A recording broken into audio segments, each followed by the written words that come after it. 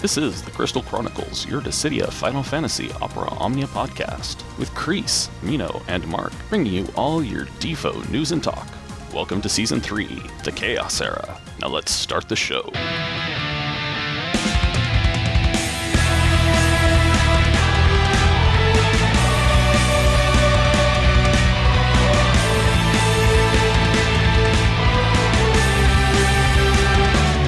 Hey everybody, this is the Crystal Chronicles, your Dissidia Final Fantasy Opera Omnia podcast, and we've had a pre-show hype train, lots of subscribers and bit givers and cheerers, and so if you are listening and joining us live, keep the hype going. We appreciate all of that. And I'm just trying to figure out how to scroll down. Here we go. To shout out to everybody who has been supporting us, but I can't seem to get my cursor here. Come on. So just a shout out to everybody. Hate13, Arrow, Jake, Ragnamune, Minyan. Hate13, thank you. Gave us 5 gift subs. Thank you very much for that. C-Sam, Vaynovis, Edo, Picky, Mickey, Vane, Novus, Anthony, and Stray Bead, thank you all for the support and love. And hey, if you're watching at home, feel free to give us a sub, a follow here and on Facebook, on YouTube, on Twitter. But this through Twitch is where we do get a little bit of income to help the cost of the show and to give us some money to give away stuff, which we're going to be doing hopefully here for the 100th episode. So we look forward to that. This is episode 94 of the Crystal Chronicles, recorded on March 19th, 2020. We know everyone is in panic and anxiety and isolation, but this next 2 hours is a time to turn all that off and enjoy this thing that we all share called the Dissidia Final Fantasy Opera Omnia. Whether you're playing it or not, maybe, hey, you just started and you're just looking for something else to do, welcome. We're glad to have you. Yes, thank you all. Arrows just shouting out to everybody. Yes, thank you for getting on the hype train. That's a thing. I'm not even sure what it does, but it's thank you, Ink Welder. Oh, Ink Welder from the Tonberry Troop coming, representing us. We appreciate all our Tonberry friends. So thank you very much. And all of you who are just continuing to support us. Well, I'm Mark. I'm the host, and I am in Illinois. #safe from the coronavirus 2020. And I am joined by my good friends and yours. First, let's shout out to Mino Spellgood. Mino, how are you doing? So tired. I'm going to pass out after this episode. You say that, but you know you aren't going to. You're going to ramble for about 2 hours. Yes. I'll ramp up. That's the benefit, quote unquote, of being an extreme extrovert. When I'm socializing around people, I get infused with energy. But holy shit, am I fucking tired. Work sucks. Our schedule's been changing around constantly. So I've been going in earlier and earlier every day, which means less and less sleep every day this week. It's been fucking awful. Well, everybody, enjoy your emotes. They should be delivered to you now if you're following us on Twitch and subbing on Twitch. So enjoy that. So I'm also joined by Kriese. He is still working like myself. Kriese, how are you doing? I am not as tired as Mino. Yeah, well, that's great. And I'm still working. You are still working. You work very hard. Those burgers don't flip themselves. Thanks for catching me there. I almost revealed my other part-time job. And all the way we don't get a break during this pandemic. Go ahead. That's right. All the way from isolation in Francais is our good friend from the Tonberry Troop. His name is Dreamy. Dreamy, how are you doing? I'm fine, thank you for having me. We're a bit in panic here in France. Well, man. Yes, we all are, but hopefully we will continue on and persevere. My hope is that, hey, maybe we'll work together as people and as humanity, and some good will come out of this. So that's my hope. Don't take it to the bank, but that's my hope. Always look for the good, even though sometimes there's a lot of things that aren't so good. Well, let's talk about Defo. That is the news of the day. We unfortunately did not get a hashtag Justin for Kieran costume, so we ended up with a Layle costume, his tuxedo. It is a costume that I own, unfortunately, in that time when I was buying costumes. But if you did not pick it up and you really, really want to have a fancy dress party, there you go. Layle's tuxedo costume is there. Besides the other little bug fixes and character updates, there's not been a lot of news in the life of Defo. So let's talk about last week. We had 2 characters. It was a light show. We only did 2.5 hours. But we had 2 characters, Edge and Penelo. Now, gentlemen, did any of you get a chance to use Edge and Penelo over the week? How do you feel they are doing and all that kind of stuff? So anybody get a chance to use Edge? Sure, let's go through this one by one. Edge, so Sidra Games, big supporter of ours, regular collaborator, has talked extensively on our Discord server that he objects that I call Edge a niche character because he says the dodge will always be in use. And, I think we're at a point in the game where we are seeing so much character variety now in a lot of these events, and going forward for a short period, it's going to grow. So I will say that I want to put that out there in case people are tracking Edge, because again, after being surprised by Gao, who again, there's like a good number of Gao uses for this latest Chaos and the one before, like he's just seeing crazy use that he didn't see in the JP videos we follow. So if Edge does last for a while, I'll give Sidra Games that shout out. But I played with Edge a bit. I'm still not impressed with his damage outside of a lightning imperil. Like if you bring him just alone, which is why I initially didn't praise him from hell and back, is because I just his shock feels like it runs out really fast. I don't know if I'm using him wrong, but his skills seem like they run out fast. HP plus is good, but not a staple like Jack's HP plus. I mean, obviously you build a team around him, but I feel like he's not very plug and play, right? Kriese, did you have experience with him? I only realized his weapon. I did not invest any ingots in him, so I have not really used him outside of just summon board grinding. So I don't really have any experience to go with personally. Dreamy? Me neither. I didn't get Edge. I don't plan on getting him. I did use friend edges. That's all. So I don't have much experience. I think it's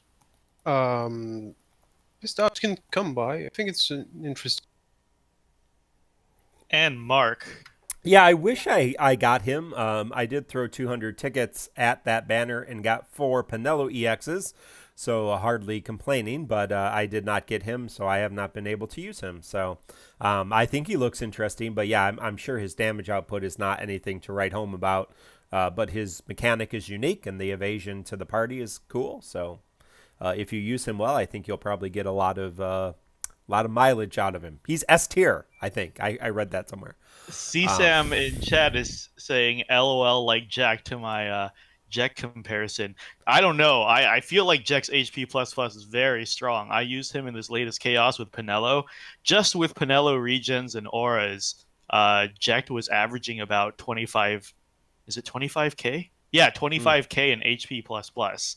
So I mean, Edge is not hitting that hard. Edge is not breaking 20k for me with triple 108 attack artifacts. So unless with Penelo in the team too. Yeah. So if you guys have like better examples to show me, sure. That's just my limited personal experience running this latest fight.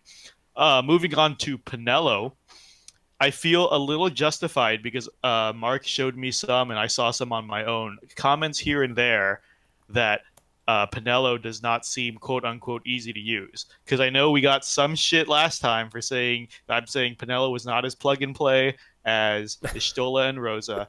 And I've seen the comments around, And I've seen the strategy threads who have been trying to run Penelo in this latest chaos and failing miserably. So I feel justified that Penelo is not quote unquote easy to use. You do have to learn some strategy, whatever, but there are a lot of people who are trying to throw Penelo against fights and just like I don't even know what they're doing.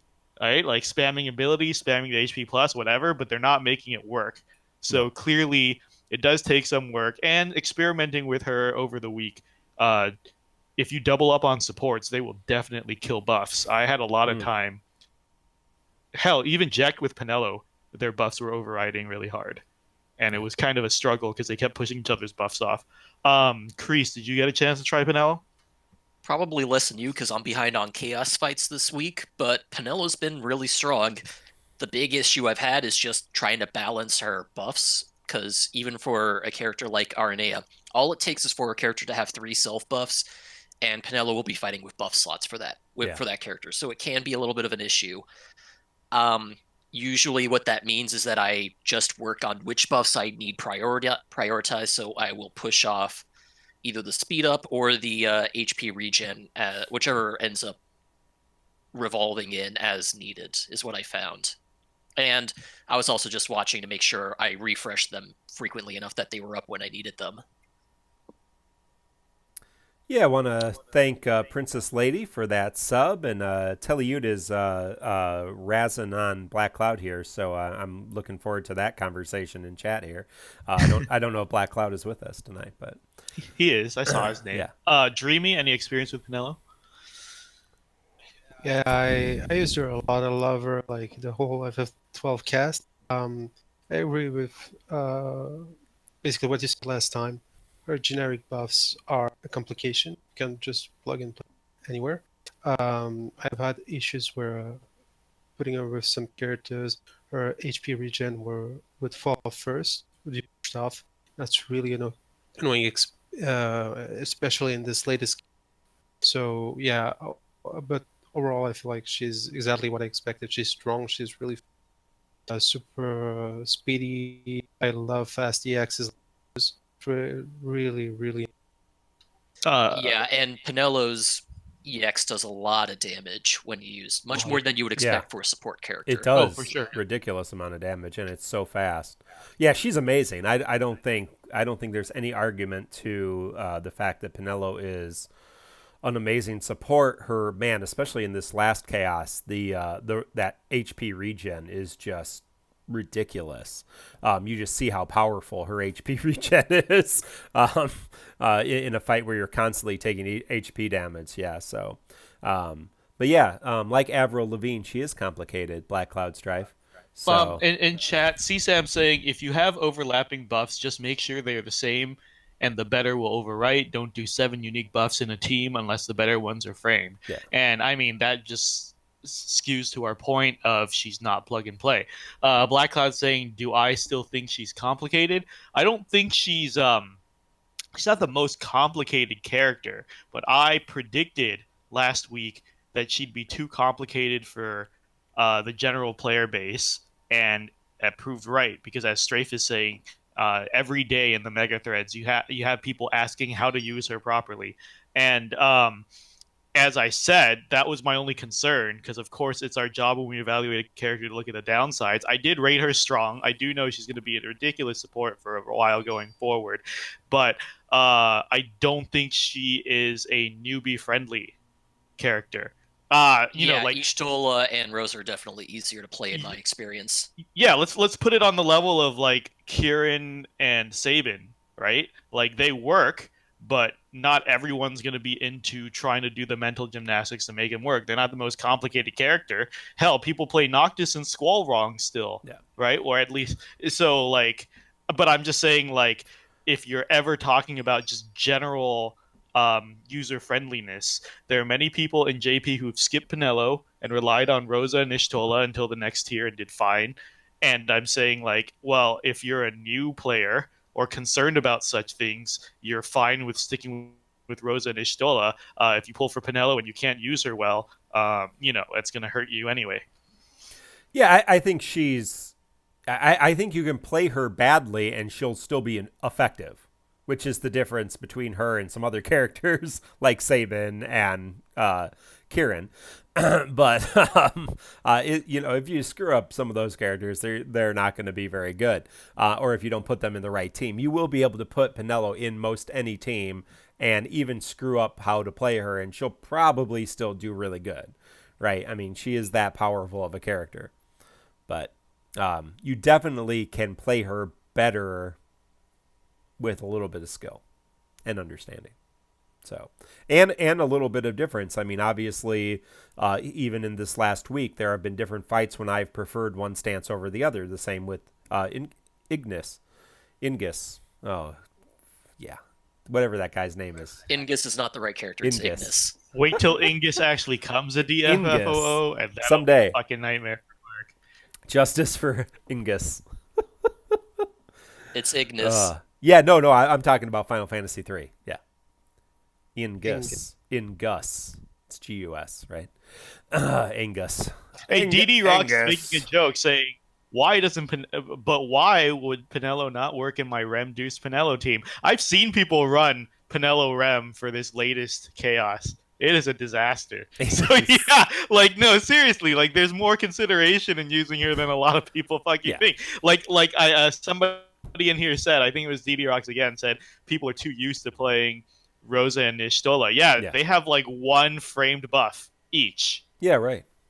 And you can stack anything on anything. You're right. People are spoiled now that Penelo comes with, what was it, 3 generics and then her own framed. It's 4 generics for each character, including herself. Or gross. No, it's 3 generics for herself because she doesn't give herself the attack up generic. It's just for allies. So allies get speed up, attack up, HP regen, brave regen, and Penelo gets her own framed buff that's based on which stance she's in, speed up, HP regen, brave regen. Yeah. But hey, that was last week. Let's talk about what happened since last time we met, which is a whole bunch of new stuff. Oh, no, let's talk about the stuff we have finished talking about. Yeah, first. Crap. Let's not talk about new stuff. You mean Pandemonium Ultimate? Let's talk about Ultimate Pandemonium. Hey, there is co-op. Don't forget to do your co-op and clear your co-op shop. It is, if I recall correctly, a pretty easy co-op shop to clear. Besides some regular high shards, I have cleared it out pretty easily. I've actually used this co-op shop. I've been grinding it a lot, and I'm now up to over 6,000 upgrade materials for both armor and weapons because of that. I use this for that purpose specifically. It is an excellent co-op to get some upgrade mats if you are drained, like most of us have been recently. So yeah, it is excellent time to do that. So we are less than 1 week of special boosted remaining, and I remind you that the special boosted characters for Ultimate Pandemonium are special boosted for every board. So if you want to take advantage of going back and boarding some older characters, now is your time.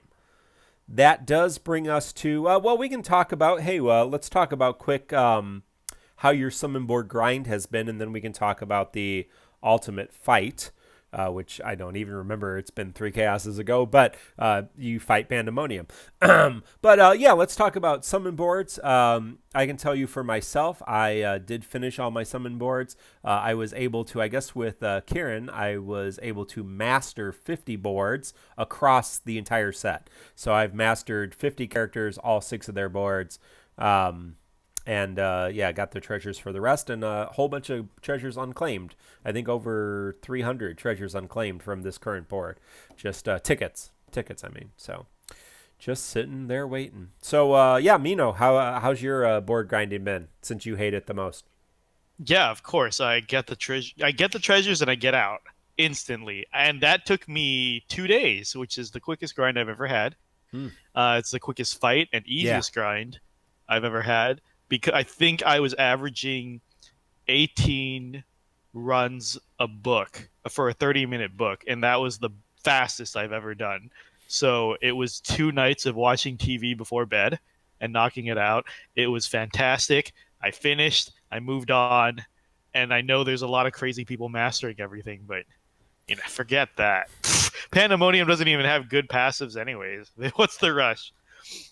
I have collected treasure boards for everyone except for Layle and Kieran at this point. I decided to wait on Layle's treasures until Kieran arrived, and I've got about 30 boards mastered. Pretty much it's my fully realized characters plus a smattering of just partially realized characters that I've been working on so far. Very nice. Dreamy, how you doing? Well, I treasured all characters so far. I'll stop tickets to Kieran. Thank you. And I did, I think, 20 mastered so far. I don't plan to master a lot, but just the characters I have already. Yeah, I'm at 20-something myself. Well, and if you think any of us are outdoing what you're doing at home, Squex Joshua has mastered all boards for all characters. I did get confirmation of that this week because he taunted me on Twitter after I posted that I had mastered 49 and I was going to be done. He said, keep going, and he posted his complete of clears, his complete mastery, all 100 and what are we at, 120 characters, or 119? 120 now with so Joshua has mastered all boards on all 119 characters at that point. We'll see if he went and got Kieran here recently. So good luck if you want something to achieve. You can't say in Joshua's words, you can't say dead game unless you've mastered all your boards. So when did he send that to you? How many days after it launched? I'm curious. Yeah, that was I'd have to look back. That was a few days ago. I want to say it was like 2 to 3 days after the boards dropped. 4 tops, Josh maybe. Was in quarantine. Yeah.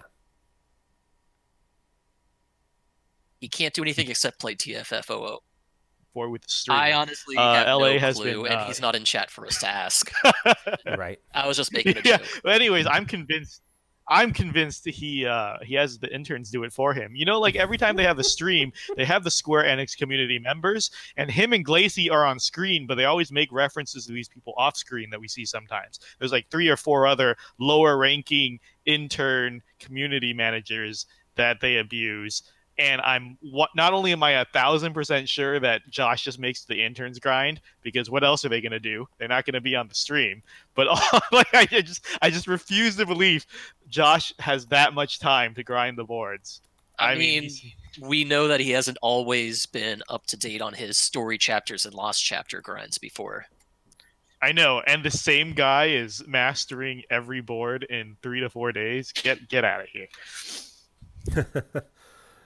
Princess Lady is saying, can someone babysit my kids so I can play Defo all day? What you need to do is teach them how to play and grind for you. That's what I do. I'm like, oh, you can't play, and you kind of do reverse psychology, and then you teach them how to grind summon boards for you. So Mark knows from experience. He's trained his kids to summon board grind for him. Yeah, they are good. Really? Auto farmers. Yeah. Oh my god! Wait, boards too? Really? No. They don't do summon. Oh, okay. They don't do summon boards. No, I do make them grind artifacts for me occasionally. So, Yeah. What about the chaos fight? Who would like to go over Ultimate Pandemonium? I don't remember. Mino, did we go over this last week? I don't remember either. Holy shit!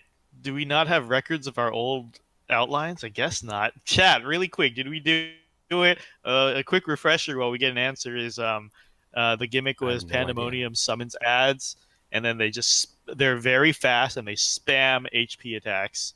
Oh, okay. The problem I had with them was that they just constantly drained your HP as long as they were active. Every turn, a character would lose HP if they were up. And without Penelo, I can only imagine how god-awful that was. Right. Yeah, I think we talked about it briefly, but this fight was tuned to Y'shtola, Edge, and Penelo. And so it's all kinds of ridiculousness required, because you have someone with full heals, and you have Edge with the full dodges, and you have Penelo with the free turns. So, I mean, what most people did was just bring 3 delayers, like Tifa, Aranea, and Y'shtola, and make sure the thing never got a turn. So for most, if you want to cheese it, it's an easy fight. But I believe we threw out a challenge out there, and I think even when we banned the all the delayers and the synergy characters, or like Ishtola, Edge, and Penelo, there was still a lot of clears. So I guess it just wasn't that hard of a fight. I don't think it was very tanky. It's a DPS check, right? Kill it before it kills you. Yeah, we got a good number of TCC challenge completes once we banned, and the characters we banned were Penelo, Ishtola, Tifa, Setzer, Edge, Garland, and Aranea. Basically, all of the relevant delayers right now, plus some of the best boosted characters on the list. And there were some impressive runs. Belial submitted 3 runs, 2 of which used Lena and Charlotta, and then mixed up who the third was. And in both cases, it was unrealized characters. So fully unrealized teams were completing this. Macnell says in chat, this is the most TCC challenge clears we've ever had so far. And then I remember right after this, Macnell and the people who do this regularly asked for us to start banning more characters moving forward. Guys, maybe we'll get to it. Sure, people want a bigger challenge, more restrictions, but it's hard enough for us to come up with like 6 to 8 characters, I feel like. I will point out that our initial run of this was going to ban anyone who could do any form of delay, so my initial suggestion was to ban characters like VIII, Lightning, and Noel, and we decided to leave those guys in with the idea that if people are making them work, great, we want to see it on the TCC challenge list. I actually don't see any videos of those characters. Yeah. Shout out to GRW18 saying that he has the only Terra clear of Pandemonium Chaos. Yeah, guys, if you want to make it fun and try to get one clear through, again, I feel really good in, I think, Black Cloud's T8 tracker, the entropy tracker. I'm still the only Sabin on turn 8, I believe, tier 8, I believe. So you guys try to take that from me. Well, do check out the call to arms. The other 2 call to arms are up. The video indexes aren't up yet, but the calls are for the next 2 chaoses. But the call to arms and the TCC challenge results are in there if you want to watch those runs. I'm just going to run down the people who completed the TCC challenge. I'm not going to read all the teams, so if you want to watch any of their teams, Belial, Slide, Ultima, GRW18, Teleute, Snoopball, Yoshi Pasta, Vane Novus, Defo, Drew Zane, Big L, DD Rocks 13, Jealous W, Cyrus, Defo, GLSO, Chronoram. That's not a person I know. Red, Lift Rogue, Key Plays, Amaterasu, Kane Highwind, A Sean X, Strafe, Arolai, Nick the Ninja, did I already say CSAM? There's a few of you who've done it twice, and Jealous. So I think I already said you, but all right. So thank you, everybody, for playing in the TCC Challenge. Maybe for our 100th episode, we'll do a prize for the TCC Challenge. You can use the least amount of Iggies.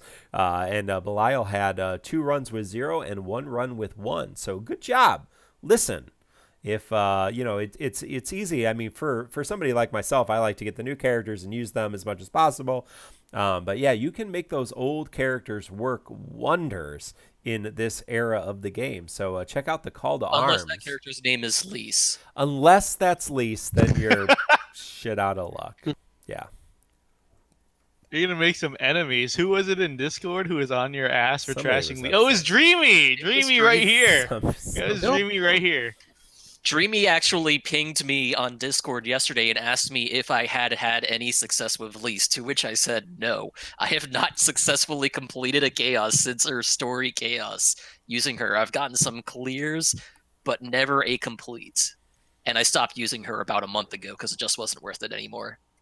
Well, let's talk to Belial and see if he can make some work with Lise. Okay, so everybody listening who has Lise, that is a challenge.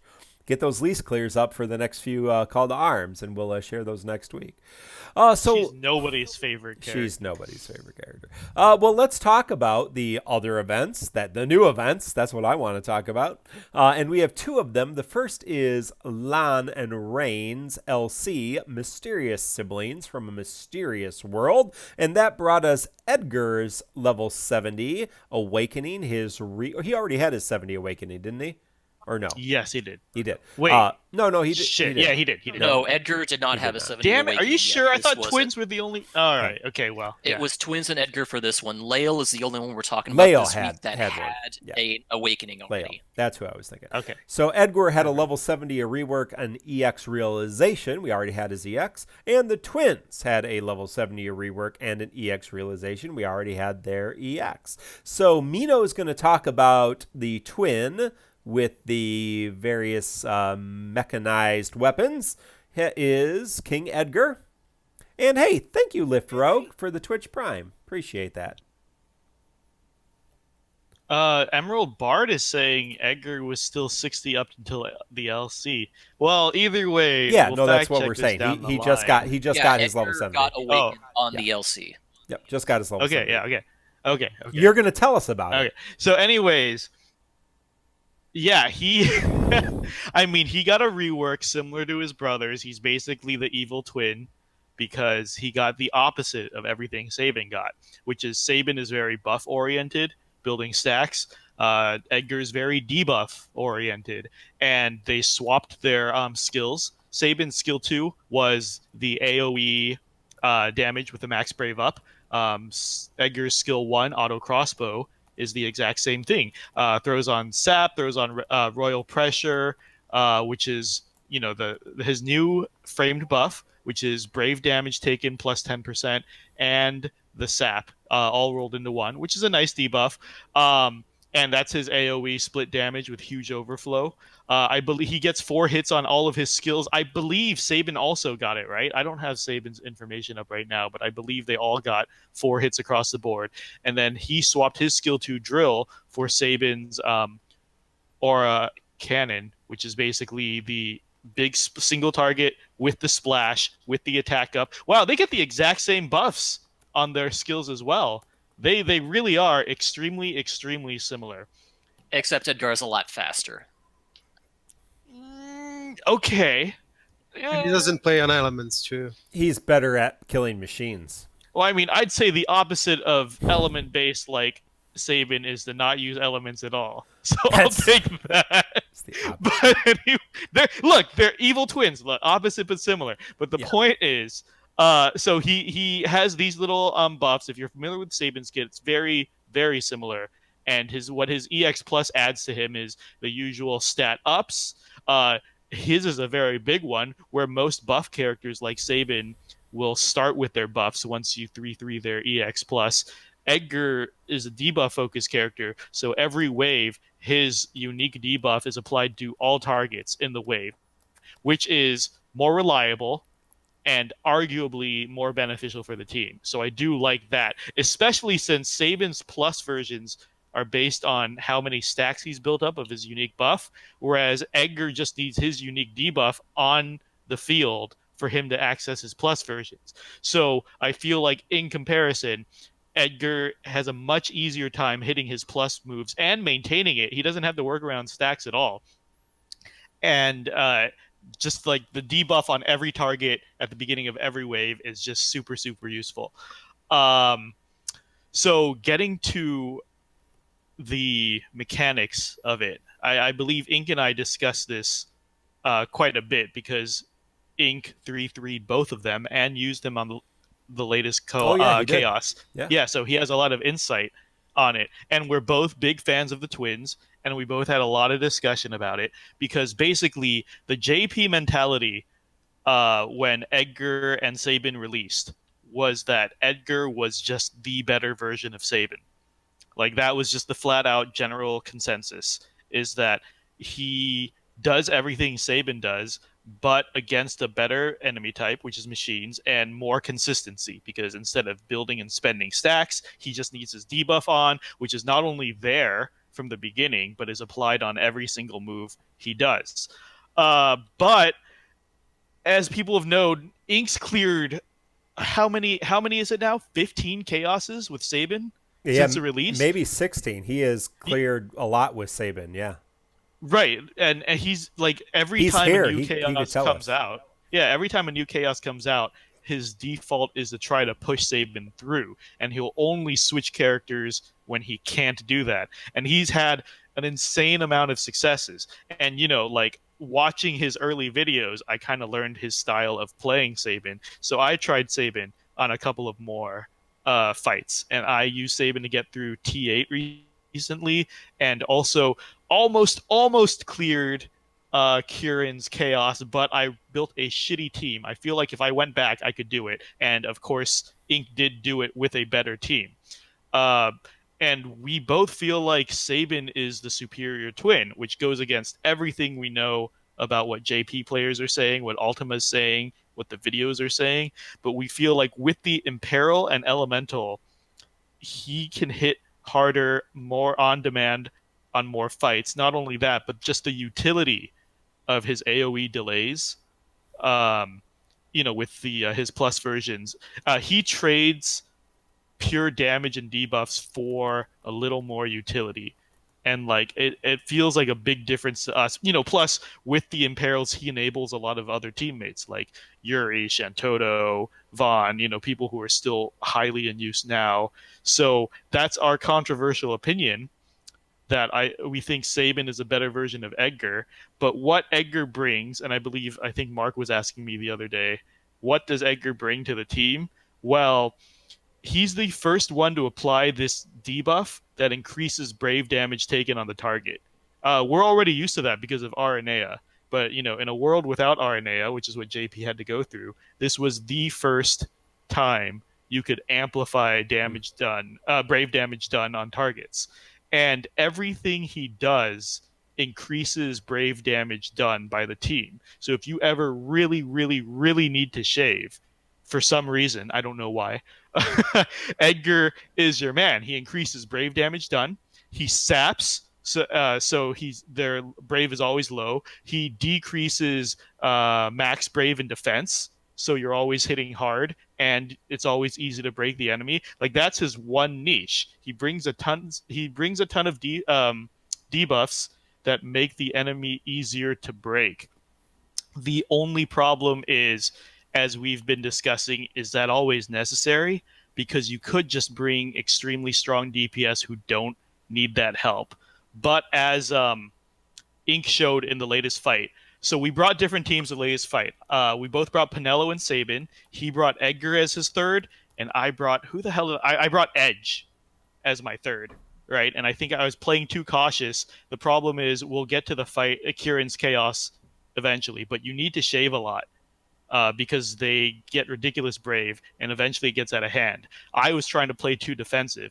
Ink brought Edgar, had no problem breaking them at whatever brave they were coming in at, and was able to clear it handily. So that is Edgar's specialty. If you need a debuffer who makes brave shaving easy, he is your go-to. It's just that I think we both agreed he's just not unique in this aspect. There are a lot of other debuffers who can bring the same, maybe not as well. And a lot of times, if you bring the proper DPS, you don't need that extra boost to your shaving. So as much as it pains me, because I know Inks keeps arguing that Edgar will be good for a good amount of time, I want to rate him weak because his role can be filled by many, many, many other alternatives. And Ink has agreed to that too. He's just not unique, but if you need this niche filled, he's good for it. Kriese, do you have any thoughts to add onto this? Not really. I have no hands-on experience with Edgar and have not had any hands-on experience. I think since his original 60 Awakening, I didn't pull on his EX, and I didn't pull here. Dreamy? Me neither. I have ZX, but I don't plan on using him. I have no I experience. feel so alone today. First Edge, Yeah, and now no, Edgar. you suck. I'll Mark. have stuff to say about twins, don't worry. I'm we have a lot. I'm a hipster and I don't like Final Fantasy VI, so I wouldn't have pulled on this for you. So No, I don't have Edgar's. Yeah, I don't even think I have Edgar 1535 Max Limit Pro. Maybe, but so poor Edgar. Yeah. Yeah. Oh, did I trigger Macnol? Somebody may have triggered Macnol. All right. Well, I'm not. It's not my favorite Final Fantasy. That's for sure. None of my top 25 characters are from Final Fantasy VI. So that should tell you something. That is so sad. That is so sad. I'm so mad at you, Mark. You can be mad at me all you want, but So I guess we can move on to the more interesting character then. yes, my favorite Yeah, Final Fantasy yeah. game and the favorite characters from the Final Fantasy game, they are the Chibi Abominations, Lann and Reynn, or Lann and Reynn, or Lynn and Reynn. Lon. No, I forgot that we were gonna do I was a gonna pronunciation guide for I every was character on the gonna show today mispronounce it. I because can't every remember how to character has mispronounce had it. their names Yeah. pronounced wrong. So, Even Edgar. Lon, yes, so even Edgar, not guys, it's Lon, Edgar, not Edgar, not Edgar. Wait, no, Edgar, but not Edgar. Yeah, Lann okay. and Reynn. Lon and Lon Reynn. and Reynn. Lon and Reynn. Rain, Lon like and it's raining down. Rain. It's not Rhine, I like have a to pork. say, but I think it's Ryan. I'm not sure why. I recall Somebody- being Ryan. I think it's rain like rain, not rind like pork rinds, which are delicious. Gerard? We had this argument when Twins first released too, and I don't remember what we came up with. I did not. I'll just say it wrong each time. I did not play it. So, Kriese, tell us about the twins and what they got, and if they're. Actually, Yeah, Dreamy is Dreamy, talking right? us through Yeah. what Oh, hey! changed with Twins. I could have looked on the outline and saw that Dreamy is going to take us through the twins. Dreamy, go ahead. So yeah, sure. The better twins. So yeah, the twins. They're back. They are the AOE Supreme characters, if you can call them that. They come back with the 70 Awakening work. You knew them before because yeah, all their kit is oriented at, around 100% damage. And today they come back with a rework, and sadly, a lot of people are disappointed that they do not get overflow on their base skills, and that we can justify that. I'll come back to that later. Another point that their rework added is that before that, they were the first characters, I believe, that would start with their frame buff up, which allowed them to get their plus skill version. But now, before that, there were 3 turns. Now there are 4 turns, and that's a very important distinction. With the EX Plus, if you upgrade it to 1-3 LB, you get the HP Plus, and that HP Plus is really amazing because it extends their buffs by 1 turn, which actually comes down to just keeping them on the same turn because it goes down 1 turn after. But the point is that before that, you had to basically use their skills, and at some point you just had to stall with bravery attack in order to charge your EX, which allowed you to keep your stacks. And it was really annoying because you would fall off your buffs and lose your plus versions very often, and that would lose their niche of being because their non-plus skills aren't AoE, and it's really bad. But now, thanks to the 4 turns starting and the HP Plus, you can keep up their buffs really easily, get that EX going, and overall in Chaos they have a much better longevity, and they keep up their buffs up really often, and it's much more manageable than before. Thanks to also the AA, which gives you 2 turns of both of their frame buffs, and that's really, really helpful. Something else to note is that a lot of people were afraid that because of Aranea's coming, twins would have a hard time because they're really niche. They don't have overflow. They're extremely AoE, so you don't bring them on single target fights ever. You don't do it because they won't perform as well. The thing is with twins, with the new EX Plus, they gain a new debuff which imperils every enemy, and thanks to that and their enchant, they basically override every resistance. So unless the enemy absorbs one of their elements, I'll talk about that, they they cannot be resisted.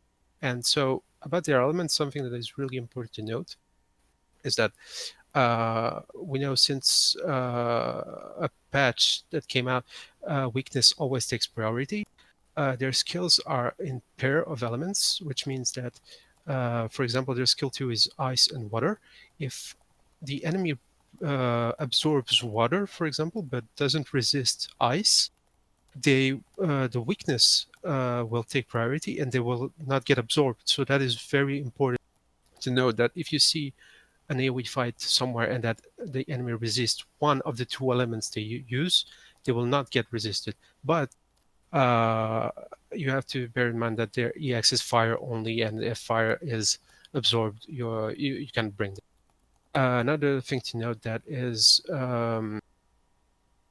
above that, about the distinction, I said earlier that they do not overflow on their base skills. I know that JP was very disappointed with that, but nowadays we have a lot of supports like Rosa, Yuri, Sarah, Ignis, and coming up Aerith, which does that already, I think, 30%.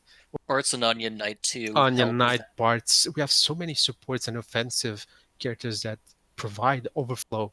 And twins, currently, I have no problem to get them above 40k max bravery with good arts. You don't need attack on them. You want max bravery. They cap very easily. Stack the enchant, the imperil, they hit on AoE, they cap very easily. So you want that max bravery and overflow. So ideally, outside of synergy, they can easily hit in AoE for 50k damage on both targets, on all targets, and that's a lot of damage per turn. When they need babysitting, they're not very plug and play. They're almost selfish if you don't count the debuffs. So they need babysitting, but they do their job very well. And with the rework, the exploits and everything, it's just even better. Something else to note too is that they have one of the best, I think, speed down in the game. Slide, who uses Irvine very often, has proved before that speed down is very important debuff in Chaos. Irvine speed down is 30%, Layle's is 30% too. Twins have 40% on their skill 2, and that's very nice for Chaos. Also, the EX is an instant break before the damage, so it will always hit for crit damage, and it will shave like nothing else. It's really good. So yeah, overall, like I said, twins, they need to be babysitted. They're better than ever. They're really amazing on AoE fights. Don't bring them on single target ever. Bear in mind the elements. Like I said, if they absorb, if the enemy absorbs only one of their two elements in pairs, they can still work. And of course, as I said, prioritize max bravery. Always use, I think, brothers is really nice for them, and use supports that can maximize their overflow input. Thank you, Dreamy. I don't have a lot of information in terms of personal experience on the twins. I tried to pull their EX the first time around because I love to pull on characters that I hate, which is why I'm going to pity Hope. And I threw 13 tickets at this banner and didn't get it either. So they seem to do what they do pretty nicely, right? Yeah, and as the chat said, I'm sorry, I purpled Kieran too and used his sphere on twins, which gives them 10% overflow on all their skills, and it's really good. It works really well. I wouldn't recommend to just purple him for that, but just so you know, it works really well. It is a great sphere for them if you are like us and stupid and purpled Kieran. So yeah. I mean, if you're meta, I mean, like if you're a real elite player and purpled Kieran, we'll get to that later. But... Mino, did you have anything to Kriese, say? Do you have anything to add? Yeah, I took a look at what's coming in the next several weeks and decided I could not purple twins in good faith, because their primary purpose for me, since I originally got their EX on their event, is they are my trash wave clearer. I use them to clear bronze stages in lost chapters and story chapters. I use them to clear easy elite fights if they're low enough level. They destroy stuff like that. But as Dreamy said, they do work in situations if you fully realize them, more than just as trash clears. They have a lot of potential to be very solid AoE damage dealers in situations where you build around them and you're dealing with at least 2 bosses at a time. The big issue is that anyone who does single target damage is going to do more damage than twins in a single target environment. That's just kind of an element of their kit. They're designed to do 100% AoE damage. And RNI has kind of stolen a little bit of their that niche because she can deal so much splash damage with her kit. It's not completely gone, but it is a notable thing that a lot of people probably have Arania, so they don't need that monster AoE damage. That said, twins have some interesting quirks that I think are very useful. The fact that they imperil 5 elements is very good. They only have one attack that is single element type, Sonic Fangs, but it insta breaks regardless, so you can still get the break if you need to. It helps a lot that they imperil, they enchant themselves. As Dreamy said, they don't really need attack. Even in Chaos, they still just shave like mad, because as long as they have 2 targets, they're going to hit pretty hard. And the fact that they're going to be usually hitting weakness helps a lot. So they're solid. They're pretty good now. The HP plus, the fact that their buffs last a little longer, the fact that they can quickly refresh their buffs if needed to get back to plus skills with their additional ability, they work very solid. Worst case scenario, if you use their additional ability properly, I think you end up with 2 turns, 2 actions for twins where they will not have their buffs up, both buffs up at the same time. So basically, you're forced to refresh them through base ability use once throughout an entire fight if you play them correctly. And do know that you have to start with their second skill first, because it has 1 turn. It was designed that you start with a skill 2 and then skill 1, because skill 2 gives you the buff for 5 turns, then decreases to 4 turns, and the skill 1 buff is 4 turns. So they equalize after you use them, but don't do the opposite, because you will have wrong skill order. Yeah, what Dreamy said. Make sure when you refresh their buffs, you do skill 2, then skill 1. Overall, they're a very solid damage dealer. They're not going to be so amazing that you'll feel bad if you skip them. But if you need someone for those AoE situations, or you need someone to impair a lot of elements to help your elemental characters, for example, twins help Edgar, twins will help Beatrix coming later, early next month. They will help characters who do not imperil their own elements, because there's only 2 elements they do not touch. 3 elements, sorry. Wind, holy, and dark are the only elements they do not touch. So their imperil's really helpful for that. There is so much going on in chat. Let me try to go address this one by one. First, let me start with the neutral, which is I think I've been asking around for this, but I need conclusive data. The word on the street is that twins 1-3 is supposed to be better auto farmer than Yuna. I disagree. I've heard disagree. I've heard success stories and fail stories. So I'm trying to pinpoint what that is, because I think my friend spent all his tickets getting Twins EX, and then he 1-3'd it and was disappointed because he said his Yuna was auto farming. Was his twins actually like fully boarded? At least, yeah, fully boarded, and I artifacts? think like triple max brave on top of stuff. And then his Yuna has a bunch of cursed arts, I believe, and also triple board. All fully boarded. And he was saying his Yuna was triggering more. I asked in our Discord server. Somebody said that they ran it with Rosa and Lily and took off Rosa's speed passive, so twins always go first and can one-shot all the Cactuar quests, but I haven't seen anything conclusive on it. So, it's up in the air unless if people want to provide the data. Going forward, hopefully we clear this up by the end of this episode, if not the next episode. Well, Now, Kate, A lot of people are saying that there are issues with twins. It doesn't hit enough damage. They don't have enough int brave to auto use HP plus outside of synergy. Some of those issues pop up with twins. I think if you're not auto farming and you're just actually pushing buttons, they are as mindless as you can get without actually putting on auto, because you just spam skill 1 and or skill 2 without thinking about it. you know what would help all of you people who are looking to auto farm with twins and it's just not, you need a little extra boost? Kieran. Yeah, you throw him on that team.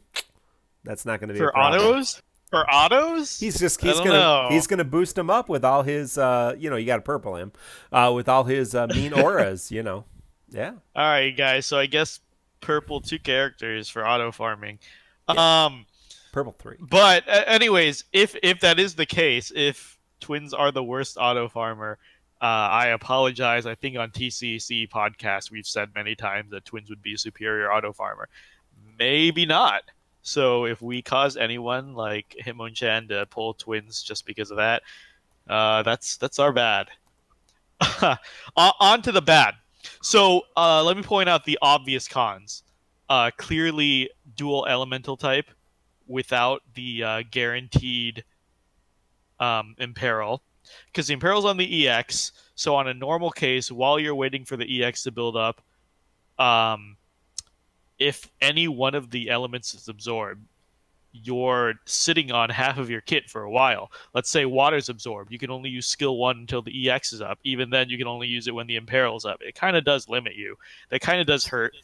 Huh? It's not a problem. I mean, you can just HP plus in the meantime. That'll take 4 turns or 3. Like that's not a problem.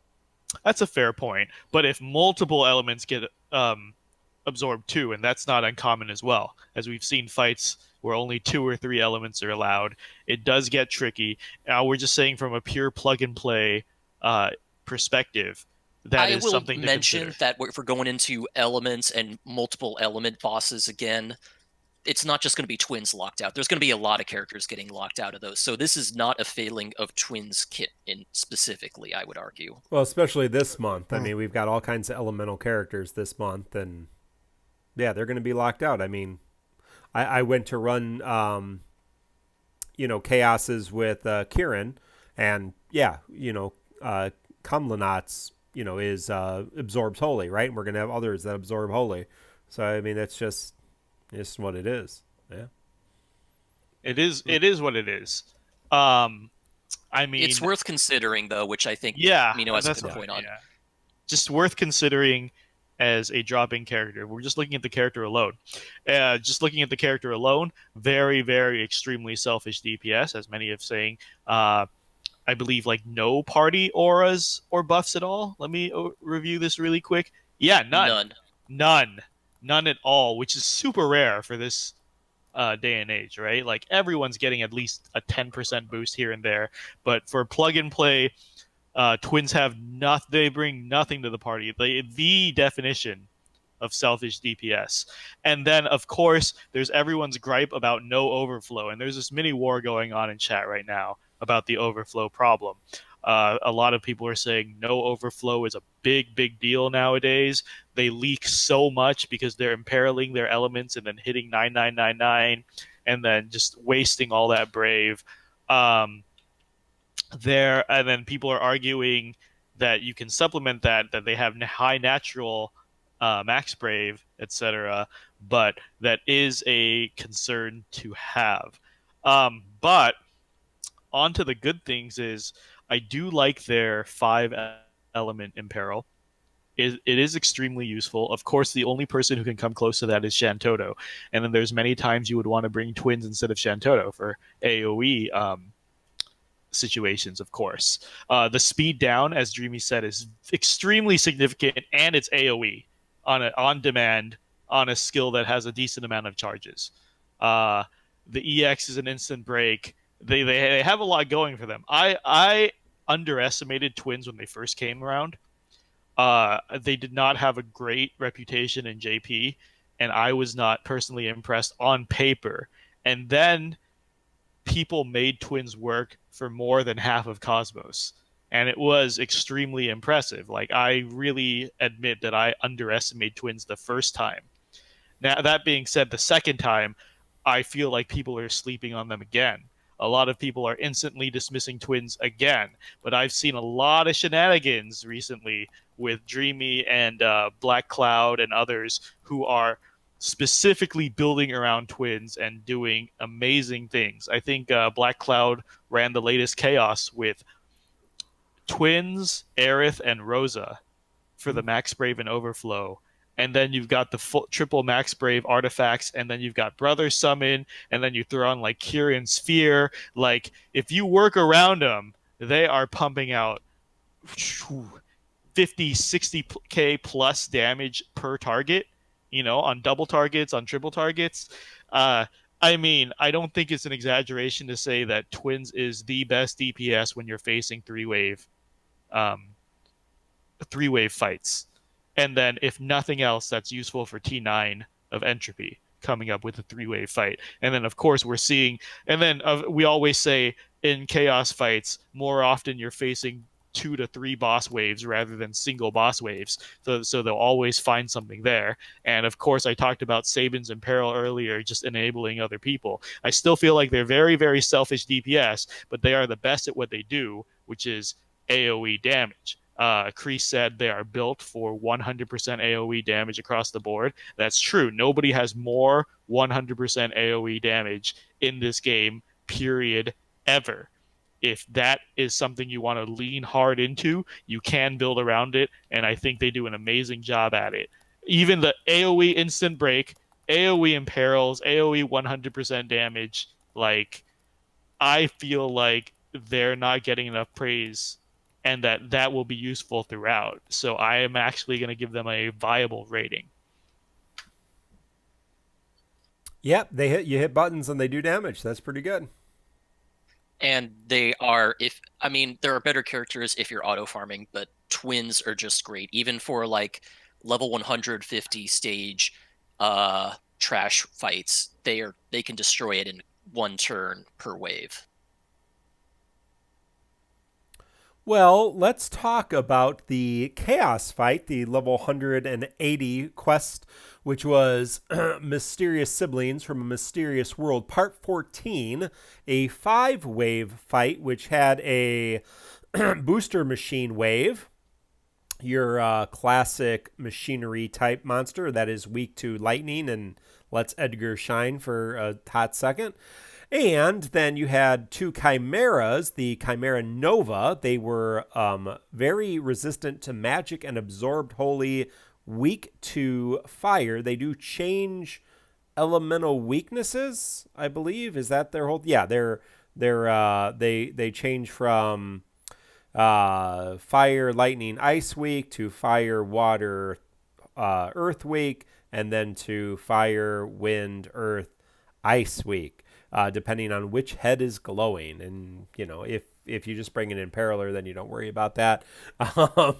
Or if you bring the twins, because they imperil all of those elements and do all of those elements. That is why they have that mechanic. So anything particular about that fight anybody else wanted to mention before we talk about some strategy and who you brought and all that kind of stuff? Guys, I forgot the mechanics. Does anybody remember them? It's been so long. Their heads switch and they have different weaknesses. And they waste your time by inputting useless messages like, it's taking a breath, it's changing instances, it's doing things, watch out. I hate what do they do? I don't remember. They increase the number of actions they take as their health decreases. That's the big mechanic. They do a lot of They can do a lot of beat damages. This with? Yeah. I wish they kept track of the teams you used in this game. Aranea and Irving. I have not tried this Chaos yet. As I said in the pre-show, I ended up playing the Resident Evil 3 demo instead of doing the Chaos before the podcast, so I'm sorry, people, that I cannot give input on it. We do have, obviously, I was able to do it in like 60 turns with Aranea and Irving. I don't even think I brought a friend. So, if you want to just destroy it, that's it. But, Dreamy, did you want to say? And I was going to read the call to arms and the TCC challenge. I use Sarah Twins and Rosa. Hmm. I maxed the max bravery input, and I just destroyed the whole thing with, like you said, like their AoE damage. So the ongoing call to arms, Macnol's MACNOL call to arms, and I did share the index earlier, and it's always in our show notes. The current TCC challenge is clearing this event without Lann and Reynn, without Edgar, without Ferris, without Penelo, without Lulu, without Y'shtola, without Warrior of Light, without Zac, and without 8. The reason is, yes, a tank helps this. Debuffers help this. Specifically, and of course, Enchant Imperilers help this as well. So all 3 of those character sets. So given that, you'll see a lot of similarities. CSAM did it with the least number of ingot investment, with Rosa purple, Lilizette 1, and Gao not just realized. So only 4 ingots there for CSAM. Doma Project did Rosa Emperor Rydia. Of course, Rydia does not have a realization.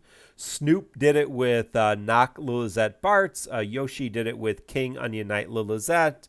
Then we have Strafe, Red, Ultimate, Amen, Jealous, Big Al, Cyrus, Defo, Defo, GLSO, Amaterasu, Vaynovis, Key Plays, Layle, and Slide all finished the TCC challenge. Lots of Rosa. Agrius was a big one. Several people using King.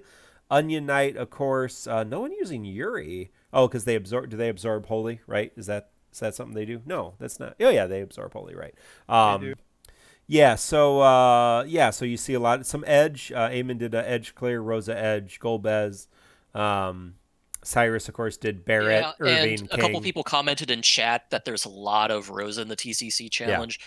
Remember, we banned 9 characters from this, and Rosa percolated to the top once we filtered out those 9. Yep. So it's not that Rosa was the top choice initially, but she did rise after we banned out the more popular choices. Well, it's hard when it's banning supports, because if you ban Penelo and Y'shtola, then Rosa's the next best option, right?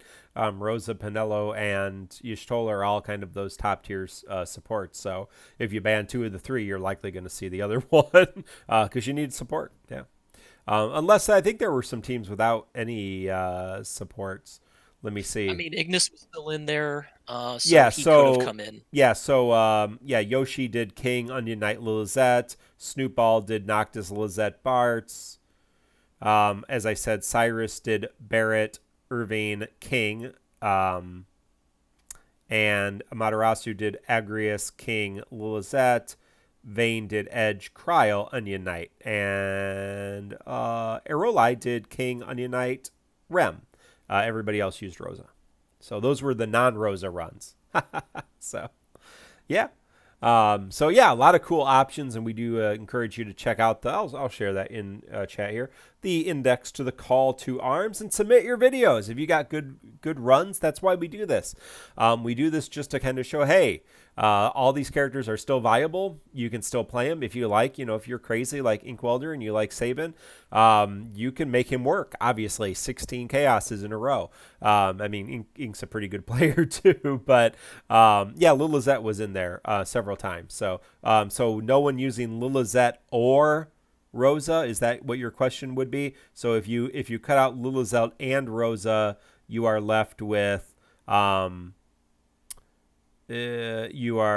Charlotta, Lena, Ignis. Well, no, I'm just saying from the Sarah was not banned, but these guys resist magic. They resist. I used her. She works really well. Oh yeah. But I used Twins too, but she worked. Sarah worked. Yeah, just from the call to arms. If I take out Lilizette and I take out Rosa, we are left with Vayne Novus, Edge, Cryle, Onion Knight. We are left with Cyrus, Barrett, Irving, King, and Eroli, King, Onion Knight, Rem. So so what do you have? You have Rem, you have Barrett and Irving. Those are supports, obviously. Cryle is a support. Yeah, so you start taking out supports, and then you get more things. But no Eris, yet in that one. So Oh, someone's messing with the call to arms. Stop messing with the call to arms. When I'm trying to read it. Come on, people. No. There's plenty of different options. And yeah, the TCC challenge is basically what we do is, after a day or two, we just take the ones that are the most used and eliminate those. And we go through, Macnil allows it to do that pretty easily, and see the ones that no one's cleared it with. And that's how we pick it. So continue to submit fun and cool things from there.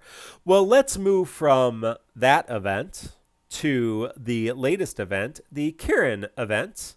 And we do need to have a little lesson. Caravan of Hope. Kieran is the unnamed protagonist who has a name from the original Crystal Chronicles. He was the male counterpart of one of the characters you could play. And there's been a lot of confusion on how to pronounce his name, which is spelled Ciaran. It is an Irish name with a little bit of Gaelic heritage, and it is pronounced, if you are living in Northern Ireland, it is pronounced Ciaran, and if you are living in Southern Ireland, or as I like to say, true Ireland, it is Kieran. So that is how you officially pronounce it. I have watched 500 videos to show that. And, one of the actors from Game of Thrones, Kieran, is Kieran, I forget what his last name is, but he played the guy that on the other side of the wall, the king. What's his name? Anyway, somebody help me out with, that's the actor's name is Kieran. And he pronounces it Ciaran because he's from Northern Ireland. There you go. You've all been listened and learned. There you go. So you're welcome. Now, so what's the name of his banner mate? Layle? Mark? Layle. Whoa, guys! First of all, I was waiting for Mark.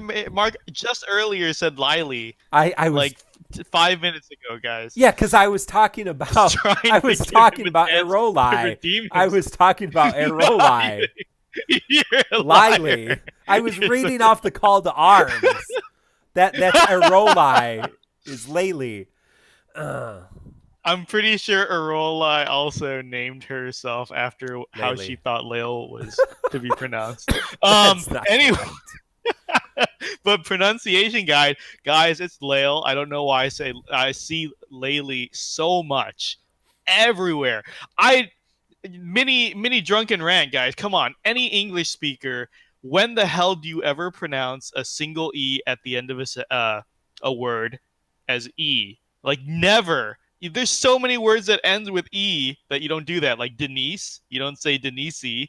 Or Zidane, you don't say Zidane. Or this never in English language has it ever been done. Yet everyone says Layle for some reason. I don't fucking understand it. I don't understand. People, I'm upset. Penelope. And we're gonna move forward. Yep, there you go. Good one, Strafe. Shit, Penelope. All right, Strafe's got me. Okay, wait. Okay, how about we get off this tangent and actually move on to the characters? Okay. Mino, shut up and tell us. Tell us. Yeah, Kriese. Yes. Oh, I thought you were doing it. That's why I was letting you talk. No, I'm doing Layle. Layle. What's Layle get? He's on this banner. So Layle already had his 70 Awakening. That is not new. What is new is that he got a full kit rework and an EX plus. What his rework does is it basically brings his skills up to parity with what you'd expect a Chaos character to have. He gets HP attacks on both skills. Field Burst now is a single target HP attack after AoE Brave hits. He gets multiple Brave hits on his abilities, something he was lacking. He gets Brave Overflow on his abilities, and he gets a generic Max Brave up buff for himself. Yay. I know. So exciting. Other than that, his kit's pretty much the same. He still gets his Brave Plus. He still applies Force. He still provides a large number of chase units. He can still delay with his skill 2. And his EX is still fast charging, initiating chain attacks, and dealing bonus damage if the target is afflicted with Force already. His EX plus, it gives him access to a Brave plus, HP plus, an attack bonus.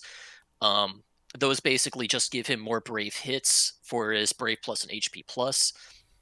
And he gets a better EX ability and also the ability to maintain his generic or his self buffs a little longer when using his EX ability. And that's pretty much it. He hits harder. Gabolg is a little bit of a better button to press because it can overflow substantially when you fully realize it. It hits a lot of times. Remember that when you use this EX ability, along with it being fast charging, he does set any enemy on the field into a chain attack state. So he will only launch his primary target, but he will set the other ones into a chain attack state. Coupled with the fact that the force bonus makes it so that enemies require less chase units to be launched. Energy gain can almost always launch an enemy unless they have high numbers of chase units. Layle's a good character now. He has some party auras. He makes everyone deal more chase unit damage. So he works out really well. I mean, his time has kind of gone. Launches aren't the go-to anymore. The other thing I'll mention is that all of his battery is not amazing. He provides some nice battery in a couple cases. Brave plus is based on his attack stat. Energy gain is based on his max Brave stat. So he can provide some battery for parties, but he really needs an ally to battery his team if he wants to take advantage of those chain attacks appropriately. But he will be causing a lot of chain attacks between his fast charging EX, energy gain, and the fact that it's just a lot easier to initiate chain attacks with him. I do not have his EX. I'm skipping this banner completely because of timing issues and the like. So I don't have any good practice with him, but in the co-op I've seen, he's very solid. Again, do not downplay the advantage of that fast charging EX. He gets a lot of launches off even without having to burn abilities now. Mino, do you want to cover him next, or you want me to pass it on to Dreamy? I mean, I'll go next because I have a few questions. Did any one of us 3-3 him? Dreamy, Mark? I do not have his EX. Don't have the EX either. Okay, so I guess I we will don't have mention any. Layle's EX is in the shop, and I almost pulled it out and realized it so I could book him.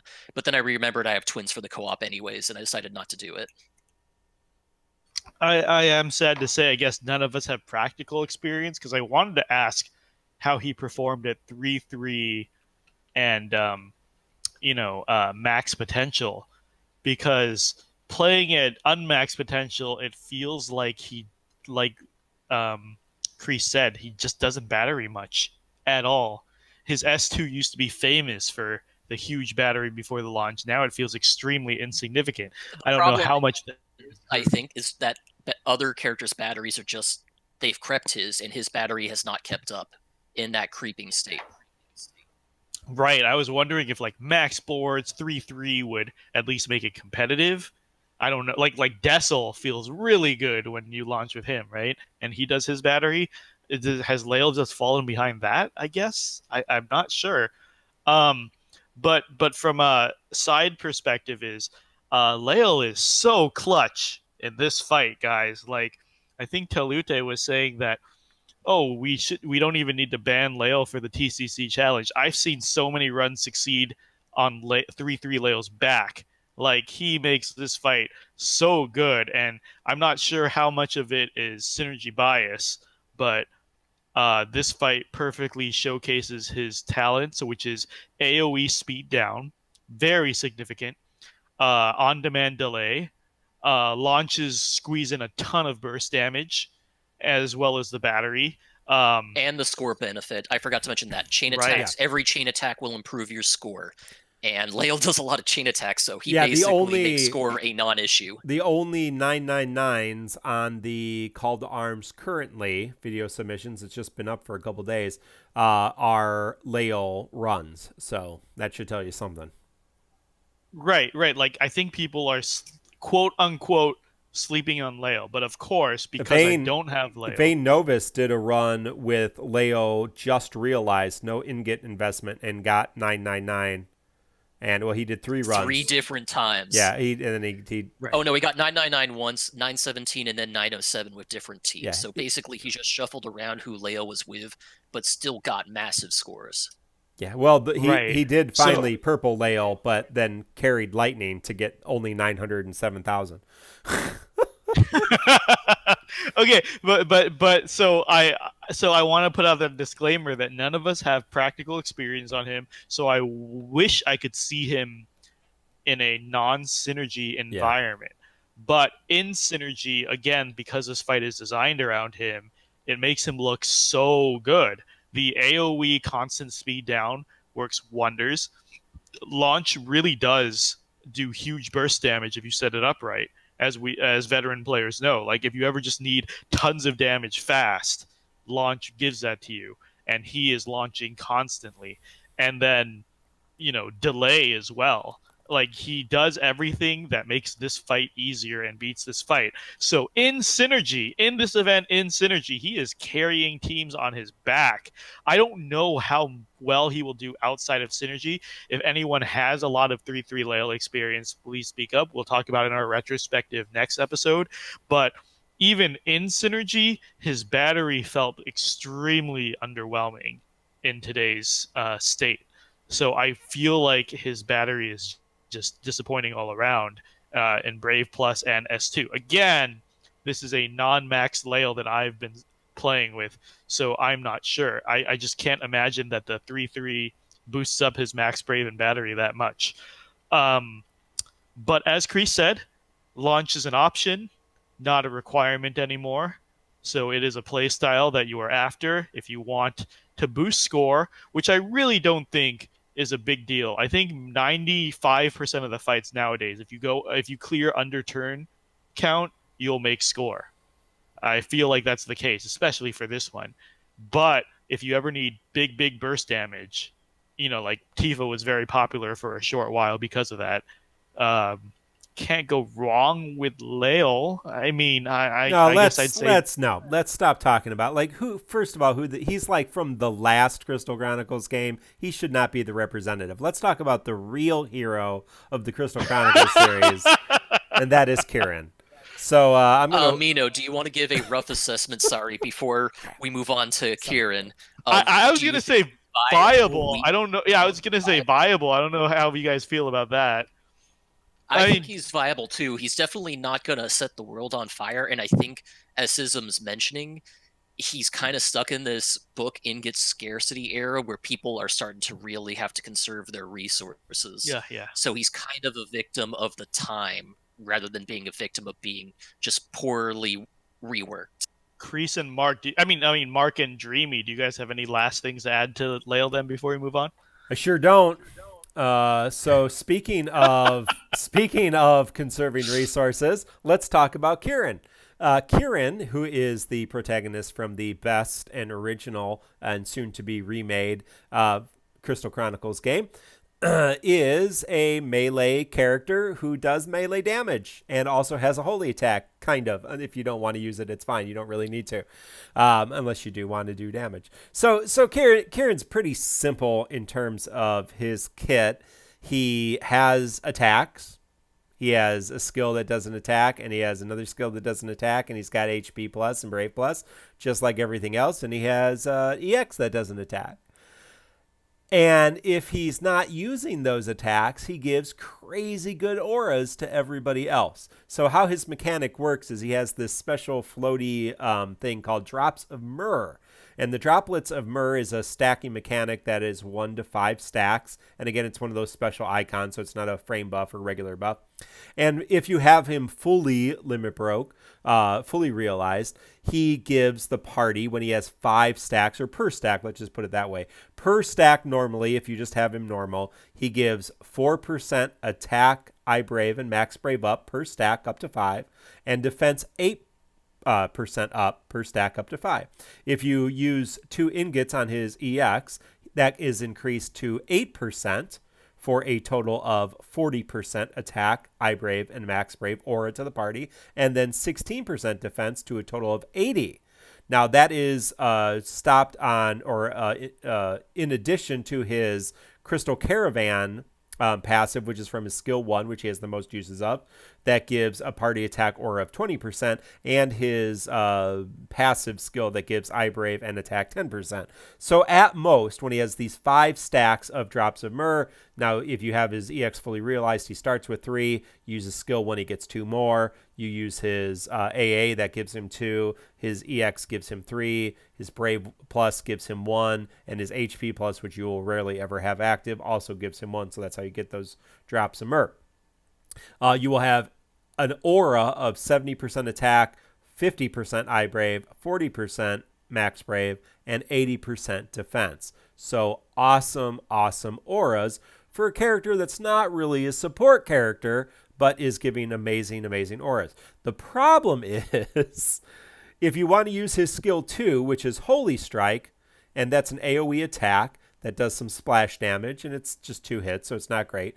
But it turns into, if you have these 5 stacks of drops of Myrrh, Holy Raw Strike, which is a 100% splash damage 4 hit, and batteries the party 200% of his attack, and does overflow. It's a really powerful attack, but it depletes all of his drops of Myrrh to 0. So he is, as Arolai says, a tempo character. You build him up, and then you bring those stacks down. His HP plus turns into Soul Shot when he gets at least 1 stack of drops of Myrrh, and that turns into Soul Shot plus if he has 5 stacks. And if you use Soul Shot plus, it's a pretty decent attack. It's a 4 hit Brave plus HP that does a party battery, 70% attack, has some decent overflow, single target. That consumes 2 stacks.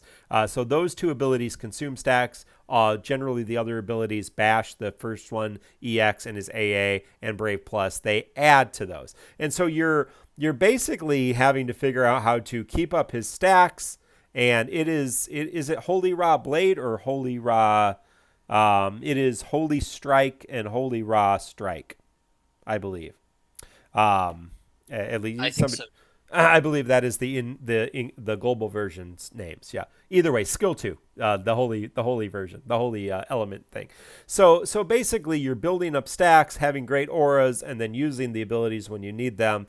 And it's all really about managing his auras with other auras. I think he pairs really well with Yuri. If you were also a big Crystal Chronicles fan and got Yuri fully realized, you can kind of time it, and there's a couple ways to do it. You can either time it so they're both using their really good abilities when they're both at max, or you can kind of do it when Yuri's buffs are available, then he can use his, or Kieran can use his abilities. When Kieran's aura's at max, then Yuri can use his abilities, and so everybody's kind of doing good damage back and forth. And I've played with Yuri and Kieran in several chaoses, and they do work really well together. Of course, Yuri does Imperil Holy. That does help the 1 holy attack. So I really think he's going to pair well with Peaceful too. So I'm looking forward to see if I can get Peaceful, Yuri, and Kieran together on a fun team. But yeah, it's the question is, why do that when you can just play with characters that don't require that much thought? But yeah, so Peaceful, yeah, thank you. I did say that. Pestle. More pronunciation, guys. Pestle, yeah. Pestle. That's what I meant to say. I was just checking to make sure you're all still listening.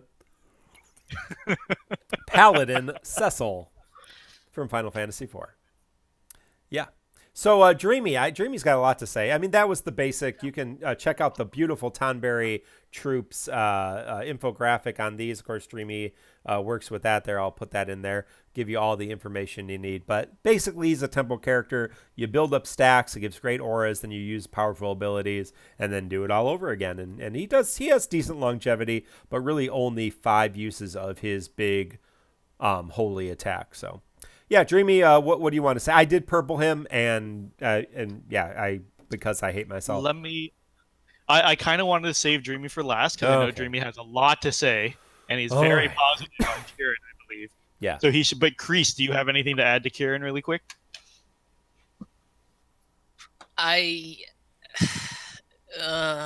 His kit bothers me a lot. Let's put it that way. He's one of those characters that we've seen kind of with like early Kuja, for example, where a character is built around a mechanic where they build up stacks to get access to powerful abilities, and then they burn those stacks, except they tied Kieran's auras, which is one of his best aspects, to that stack mechanic. And it forces you to choose between using any of his abilities or losing the power of his auras, which is a very frustrating mechanic to see on paper. I am not a fan of it the way it's shown. Alternatively, he provides very strong auras to the party. Even considering for the fluctuation, he will provide a lot of bonuses to his allies just by being around and slowly building up his stacks and burning them. In often he will provide at least as good, if not better, auras than other DPS would. But it's still frustrating to see that increase and decrease turn to turn based on what he's doing and where his stacks are.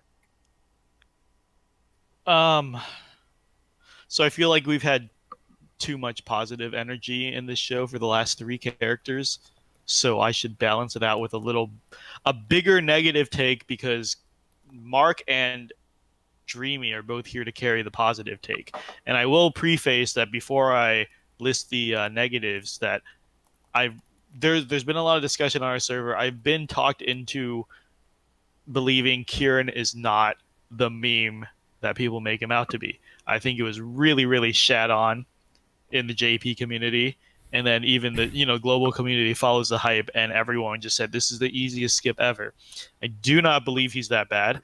I do believe he's very workable, but again, since we have 2 people supporting him today, I feel like I can go all out on the negatives here.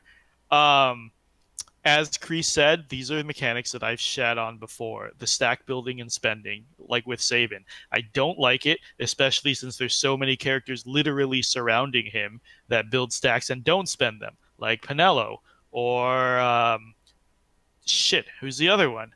There was another stack character recently, guys. Onion Knight. Yeah, thank you. And others. Like, there are characters who can do that. It feels like there's 2 conflicting design teams on this. One that insists on putting weaknesses in, and the other who takes those ideas and eliminates the weaknesses. Like, I understand the concept of the kit. Basically, you get fat support, or you burn it for big burst damage if you need it, because you burn the stacks for either the HP plus or the 100% AoE on demand. Big damage on demand. I get it. I get the concept. It's just that, unfortunately, there exist characters right now who can do the same thing without making any of the sacrifice, which is just, it's despicable. I do think the character works very well. The auras are nice. It's a clunky play. I believe Dreamy hasn't said the rotation, but I know Dreamy believes there is a optimal rotation for him, and that there is reading up on his use and et cetera. But here's the kicker, and chat has been talking about this the entire time since we started Kieran's review, and I was going to leave this for the host discussion, but we're going to bleed into that anyways, which is basically all of these characters sound good on paper. We gave Edgar I gave Edgar a week. I gave the other 2 viable, etc., etc. It's like all of these characters sound good on paper, and Ink is saying that he would rate Edgar viable because he's still usable for a good month plus. But it's just that with the ingot shortage we are hitting, and again, I'm not sure where everyone's at, but in our circle of content creators we hang out with very planning players like Mark and Ink and etc. We all have big plans on how to pull and where we're going to spend our resources, and we're all low on ingots, I believe. Mark, what's your ingot count right now? That's a good question. Let me see. I can say that I have 7 ingots right now. I still have ingots to collect from chaos fights and Dimensions End, obviously, but I currently have 7 available to me at this moment, which is enough to get through a couple of characters next month, and there's a lot of big name characters coming next month that I'm interested in more than Kieran. I have 8 books and 7 ingots. Yeah, so chat is all over the place, anywhere from 0 ingots to 7 to 13. So, but it looks like the average is sitting around 7 to 10, which is basically you're choosing 2 to 3 weapons to realize right now. We just talked about 4 characters.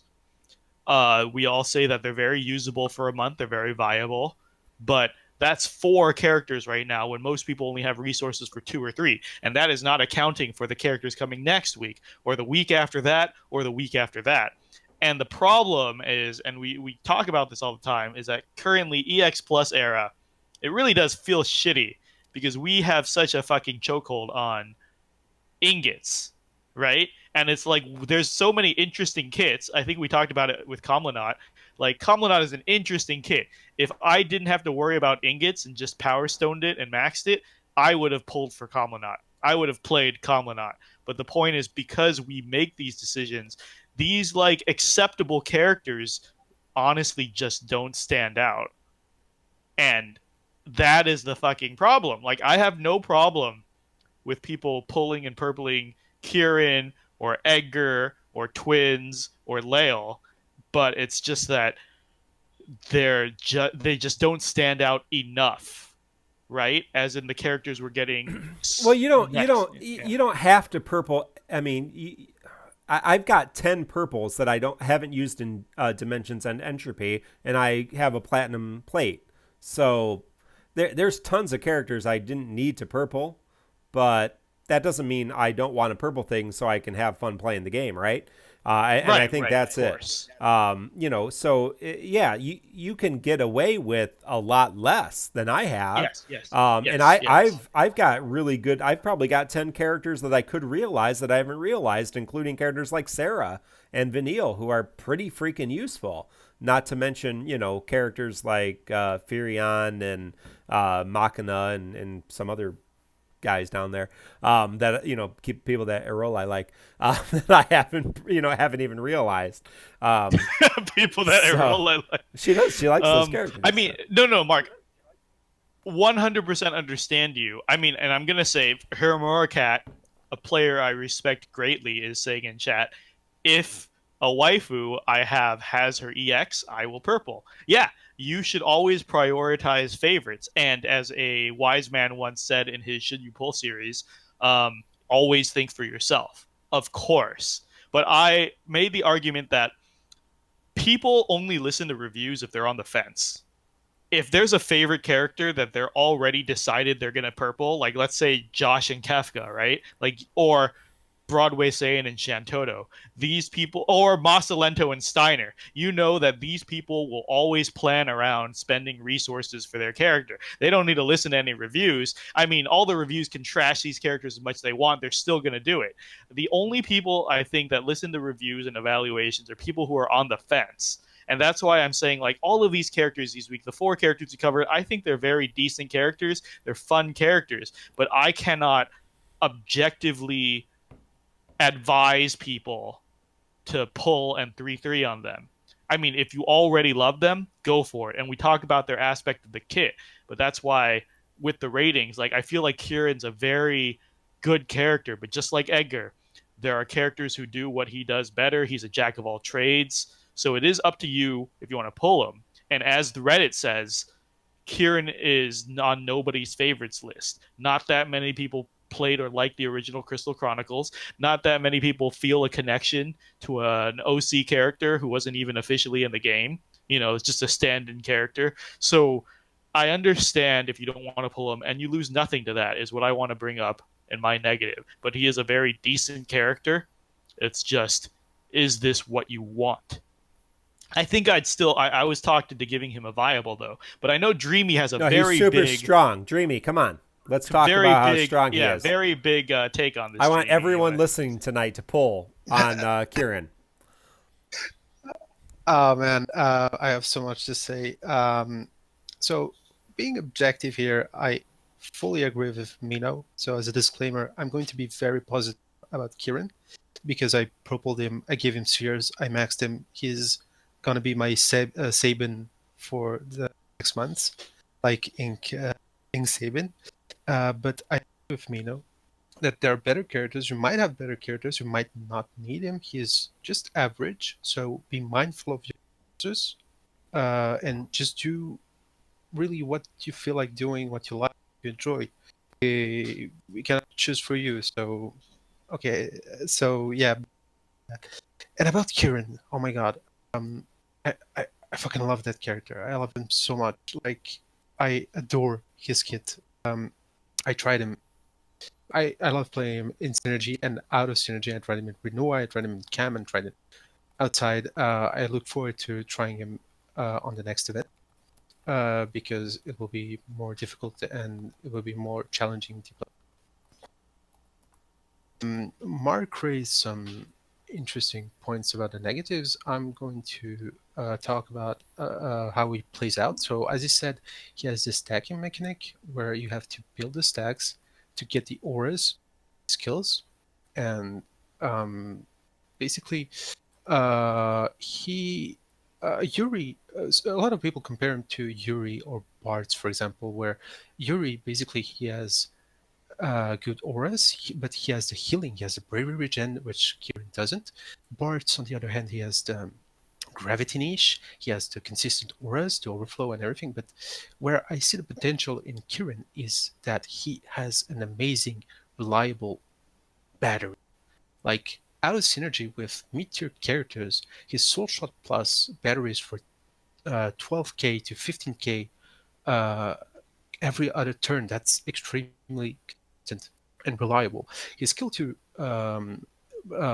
batteries a lot. Like it can go up to 25k, 30k. I am very positive that he does more damage than Bart, and his battery is really important.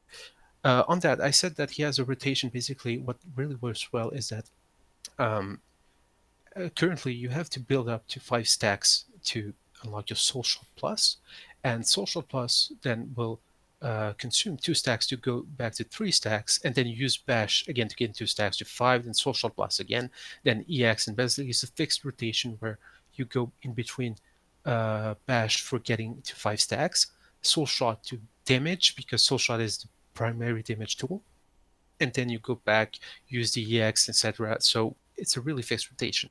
The thing is, like I said, he batteries really reliably a lot because it scales on attack. So if you bring Ifrit and like mild attack, or as you put him with Sarah, Rosa, Penelo, anyone, just he needs babysitting. Basically, that's the problem with Kieran. Actually, he doesn't have a lot of hits on his skills. His first skill is only 3 hits. His second skill is only 2 hits, 4 hits on the plus.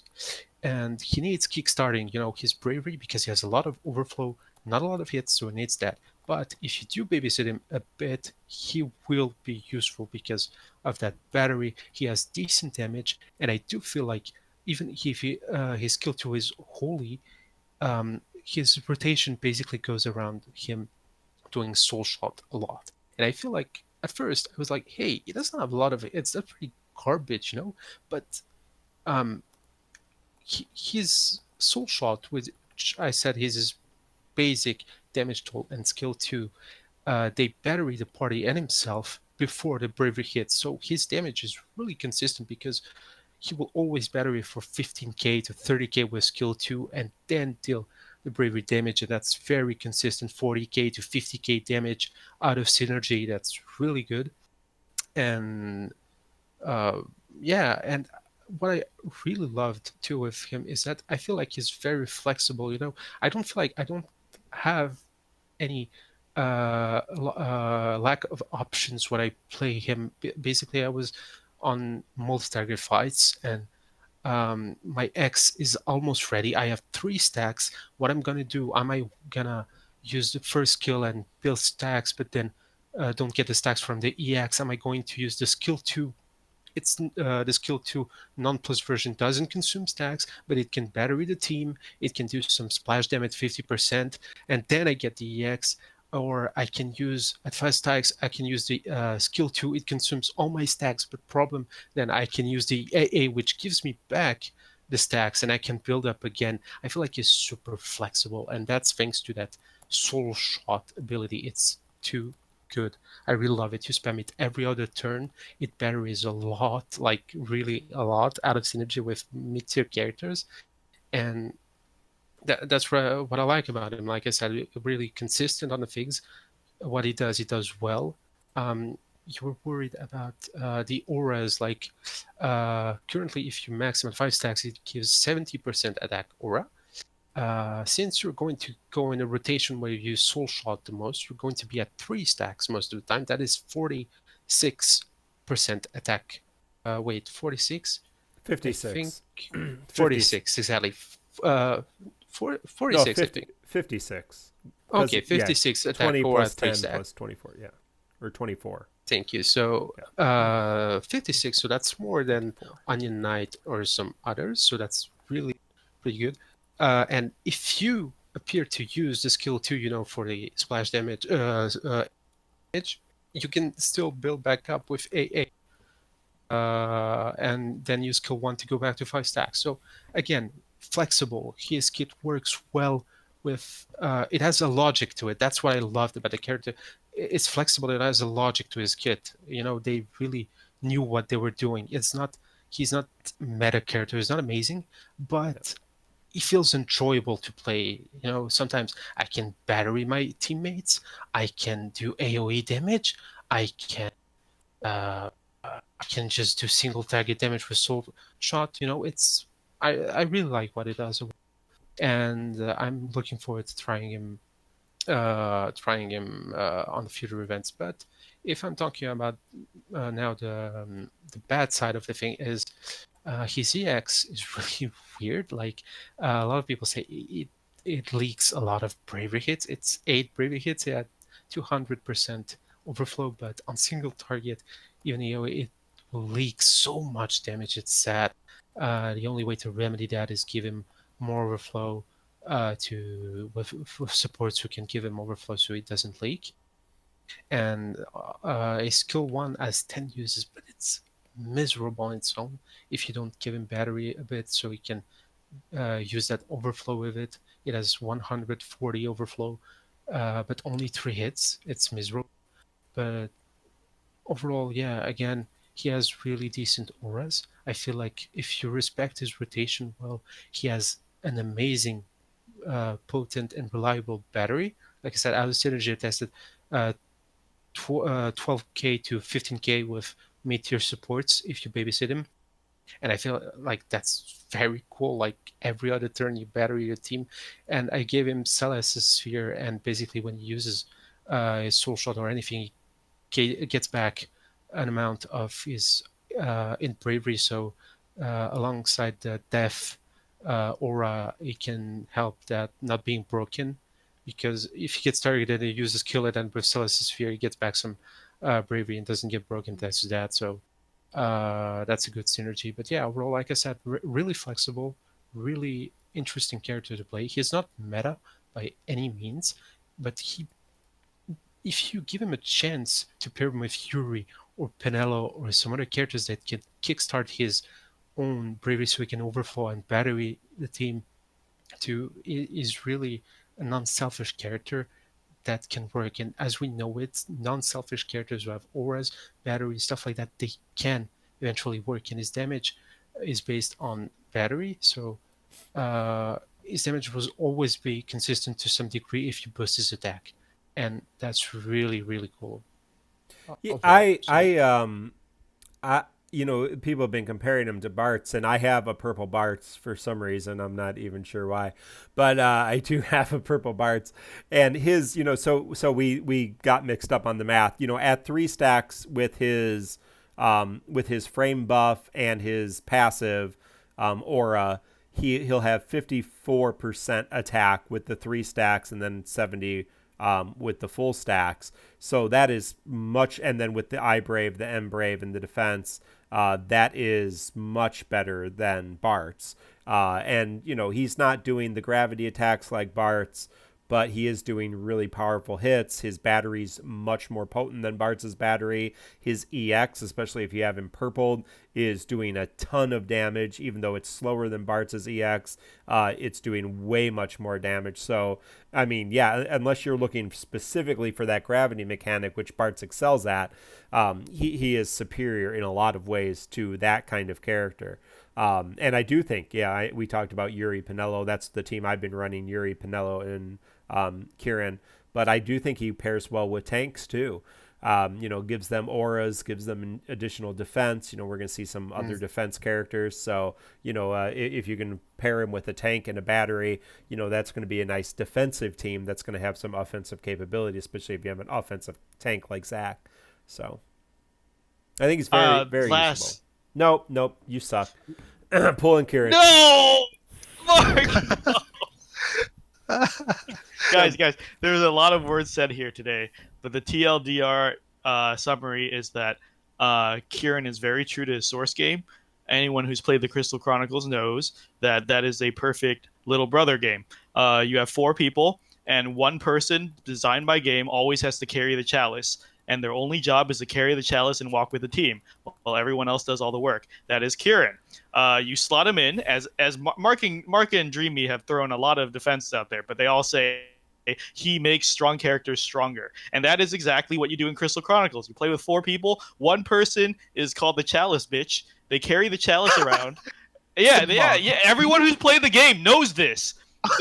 Everyone who's played multiplayer Crystal Chronicles knows that your weakest player, who's usually the little brother of a friend or your little brother, the person who can't play the game, they're called the chalice bitch. They carry the chalice around while everyone else does all the work. That is what Kieran is. And a lot of people are like, well, I didn't have any friends when I was a kid, so I played Crystal Chronicles solo. Well, yeah, then Kieran is Mog. All Mog did was carry the fucking chalice, and you would yell at him because he's slow, and you're like, why can't you carry the chalice faster, Mog? Or that's Mog, amazing. Please carry the fucking chalice so I can play this fucking game. That's Kieran, guys. Sorry, but the ultimate argument is, guys, he's decent because he exists and he doesn't hold your team back and he lets the other people do their job. Yes. So hats off Square Enix for advertising Crystal Chronicles. I believe this character came out in JP 8+ months ago when the remake was announced. We still don't have a release date, and he has his LD in Japan. So hopefully FF7 Remake Part 2 doesn't also take another 10 years. Let's hope. The release date, shit. I thought I had it and I lost it.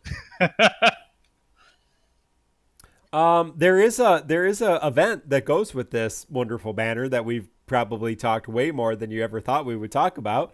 And it is Caravan of Hope. There's co-op, so make sure you play that. And we see some wild shearers. And they're humbabas. They look like bears, humbaba bears. And they are pains in the butt. They do constant HP attacks, and they inflict your party with a poison. Well, they inflict your party with poison, but also with HP poison that takes your HP down every single turn. So you're taking a lot of HP damage. Ironically, on a banner with Kieran, Layle, and Cryle, none of whom heal. So if you run a full synergy team, and I don't think anybody's run a full synergy team yet in the Call to Arms, I was waiting because I don't think it's possible. So see if anybody ran a full synergy team. There's been a couple teams that don't have party healers, but they lean heavily into the tanks in those cases. CSDX, thank you for the subscription. But yes, so a healer definitely, or a really good tank, or debuff evasion. Of course, our debuff evaders tend to heal as well. So if you can clear the, Yuna clears the debuffs and heals. Ingus does what he does, healing and party debuff or party evade, debuff evasion, and so does Lena do the party debuff evasion and healing. So any other strategies? I brought Yuri, Penelo, and Kieran. That was my team. They did super good. Yeah, Iggy. And I brought Ignis, and he just cooked them alive.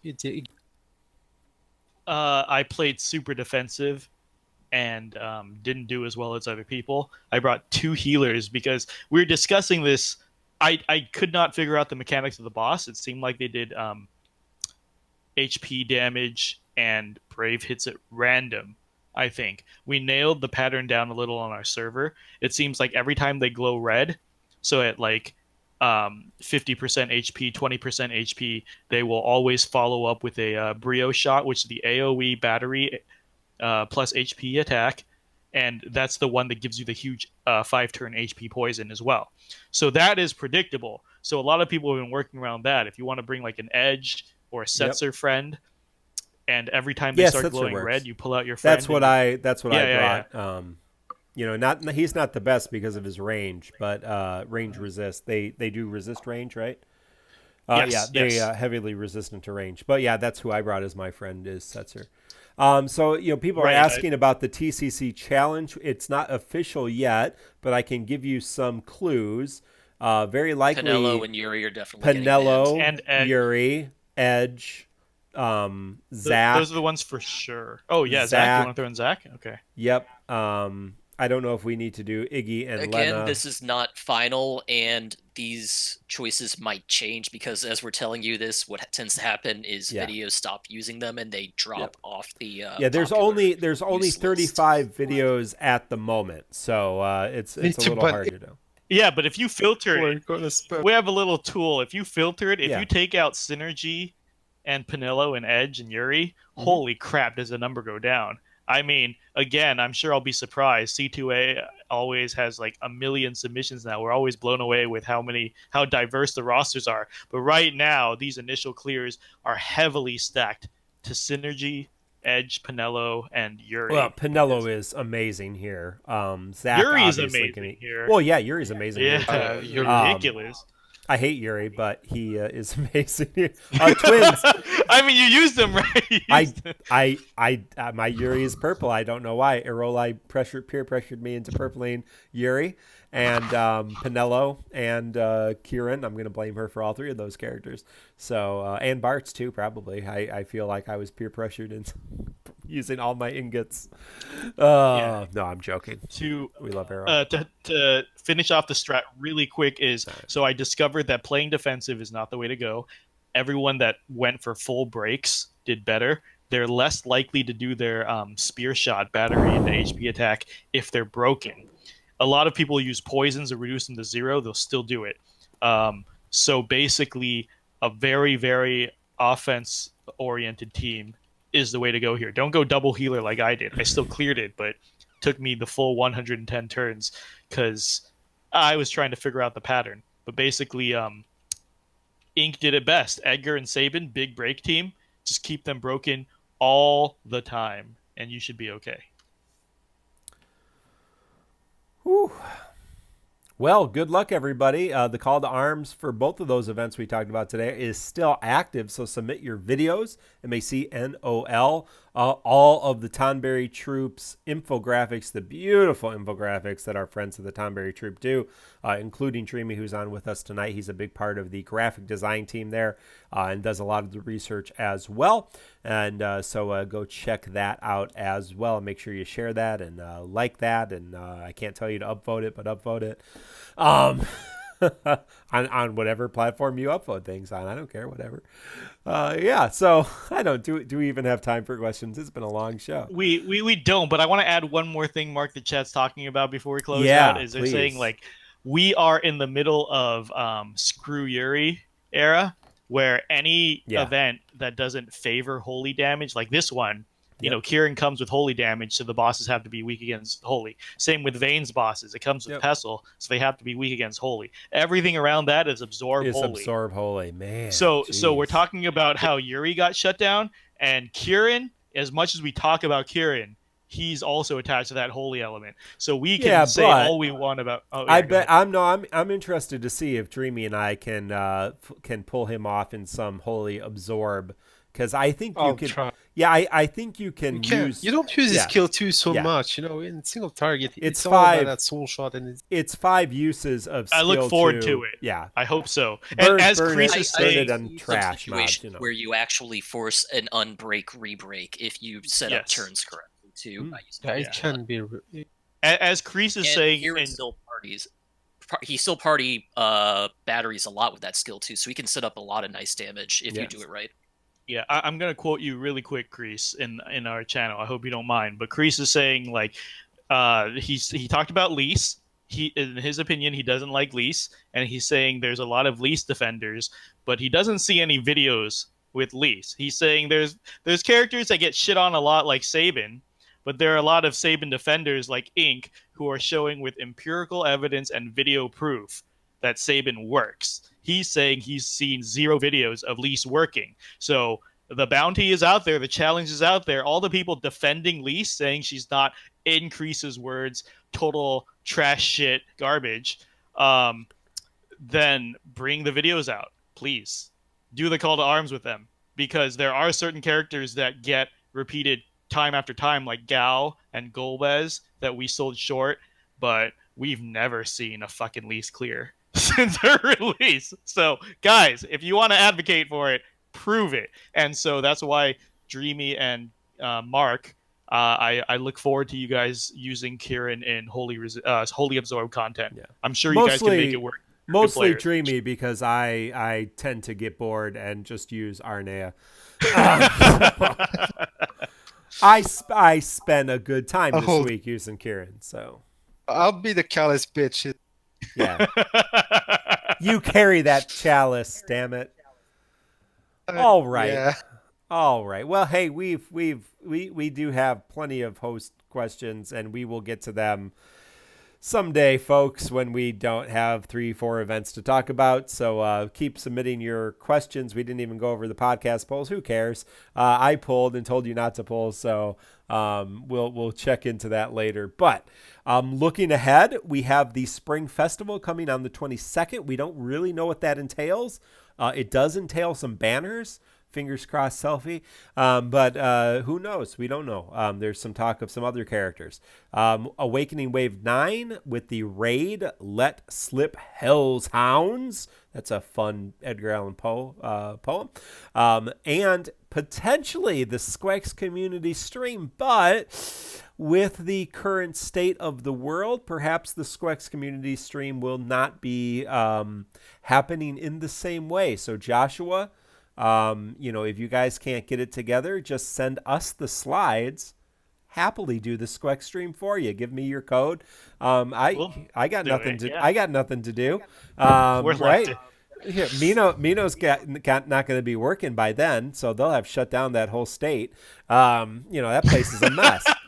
For all of these guys that were arguing with me in chat that Lys is still decent, the last call to arms thread that had a Lys complete We've been doing the research. Was story chapter 7 act 2, the Ignis story chapter, and there was one video submission involving Lys. Wow. That was a month ago. Kriese does the research. We all do the research. This is the Crystal Chronicles podcast. I know there are a lot of other motherfucking content creators who don't do the goddamn research, but we're known for 100% doing the research. You want to fucking back Lisa up to one of our hosts, Kriese, the anti-Lys. Oh, wait, that rhymes. But anyways, the point is, back your claims up, please. Man, I asked Slide to do. I know he has a purple Lys.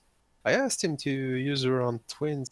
Yeah, I know. Like, there's a lot of people who defend these. At least, Eamon has a lot of crazy suggestions like Rosa and Golbez, but to his credit, he has shown recent clears with Rosa and Golbez to my chagrin. I fucking hate that, but I have to pay respect to Eamon. He makes claims. He makes it works. Ink pushed Realm and Sabin to their limits. But we're all these Lys defenders, guys. I mean, come on. There you go. I'm just saying, if you guys think Lys is actually going to be actually usable still, put your money where your mouth is. Submit those videos. Don't send us Japanese videos from 10 months ago. Do your own work right now. We want to see Lys. Fucking work. That global. Was this also, is a it looks global. Like with Kefka Burst, Kefka EX Plus, right when it arrived. Ooh, cool down the hype train. I want to see you guys holding up your phone with the result and the current day's newspaper with your face and name on it, with your Reddit or Discord handle written on it. Yeah.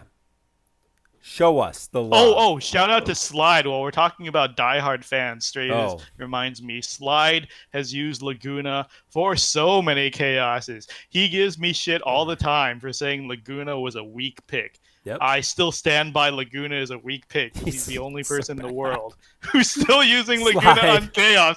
But I will admit and concede to him that, hey, you are somehow carrying Laguna through Chaos. I know people. No, people give Slide shit because he'll be like, here's my clear. Here is 2 meta synergy characters plus Laguna, but he does it. Okay, like, so respect. If you want to carry least with 2 meta synergy characters, show me. At least Slide does it every fucking event. It's not as easy as. Yeah. All right. Well. Well, that's it for this show. That would be episode 94 of the Crystal Chronicles. Thank you all for joining. Thank you all who have followed us, subscribed, cheered. We do appreciate your support. If you are on Twitch, if you do, have an Amazon Prime subscription and do not sub to anybody else, please sub to us. That does help us out. You can check us out, tccpodcast.com. If you are joining us now, you can listen to the entire show video on demand on YouTube tomorrow and on your favorite podcast apps. We do put that out to all the podcast apps, so you can download that and listen to that at your convenience. And we throw out some other fun things from time to time, whether we're streaming, doing some silly videos. I've been doing some silly Should You Pull videos this month. Probably do some different things moving forward. So if you have some suggestions of things you'd like to see us either do on YouTube or do via podcast or do on Twitch, let us know as we're all isolated and trying to figure out how to spend our free time. Since we can't go outside, maybe we'll find some more things to do and try to keep you entertained and keep everybody laughing and keep everybody having a good time, because I think it is exceptionally important at times like this that we can laugh, that we can have fun, that we can take our minds off our troubles for a few hours at least and enjoy something we all enjoy, regardless of whether we're arguing, screaming at each other, or all agreeing that Kieran is by far SSS tier best character in Defo currently, and you should definitely pull pity however you need to do it, double pity if you need to, quadruple pity, get so you don't have to use the power stones. That's all I'm saying. Well, for myself, Mark. That's not actually true. Mino and I strongly disagree with that opinion. For myself, Mark. Think he's fine. I just think the chalice bitch joke is really funny. That is actually hilarious. I agree. Dreamy, what are you guys doing? Is there anything you want to hype here for the Tonberry Troop or yourself right now before we say goodbye? Hey.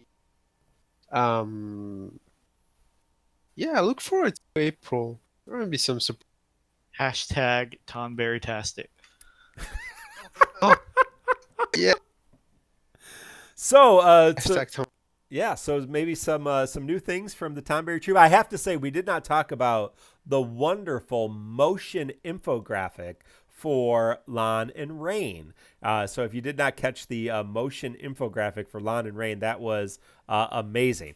But so Dreamy is going to say that, hey, moving forward, maybe some other surprises and fun things in the Tonberry Troop's future.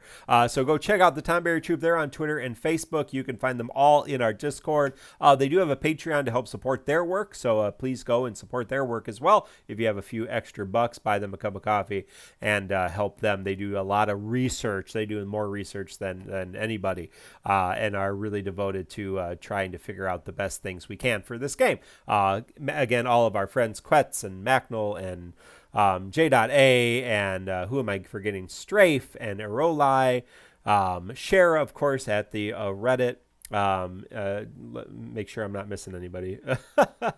Did I say Jin Lee? Of course, Jin Lee's did all of our wonderful graphics, and Hate 13 did our intro for us, along with Dreamy did our wonderful video intro for us. So all of that great stuff. So thank you all.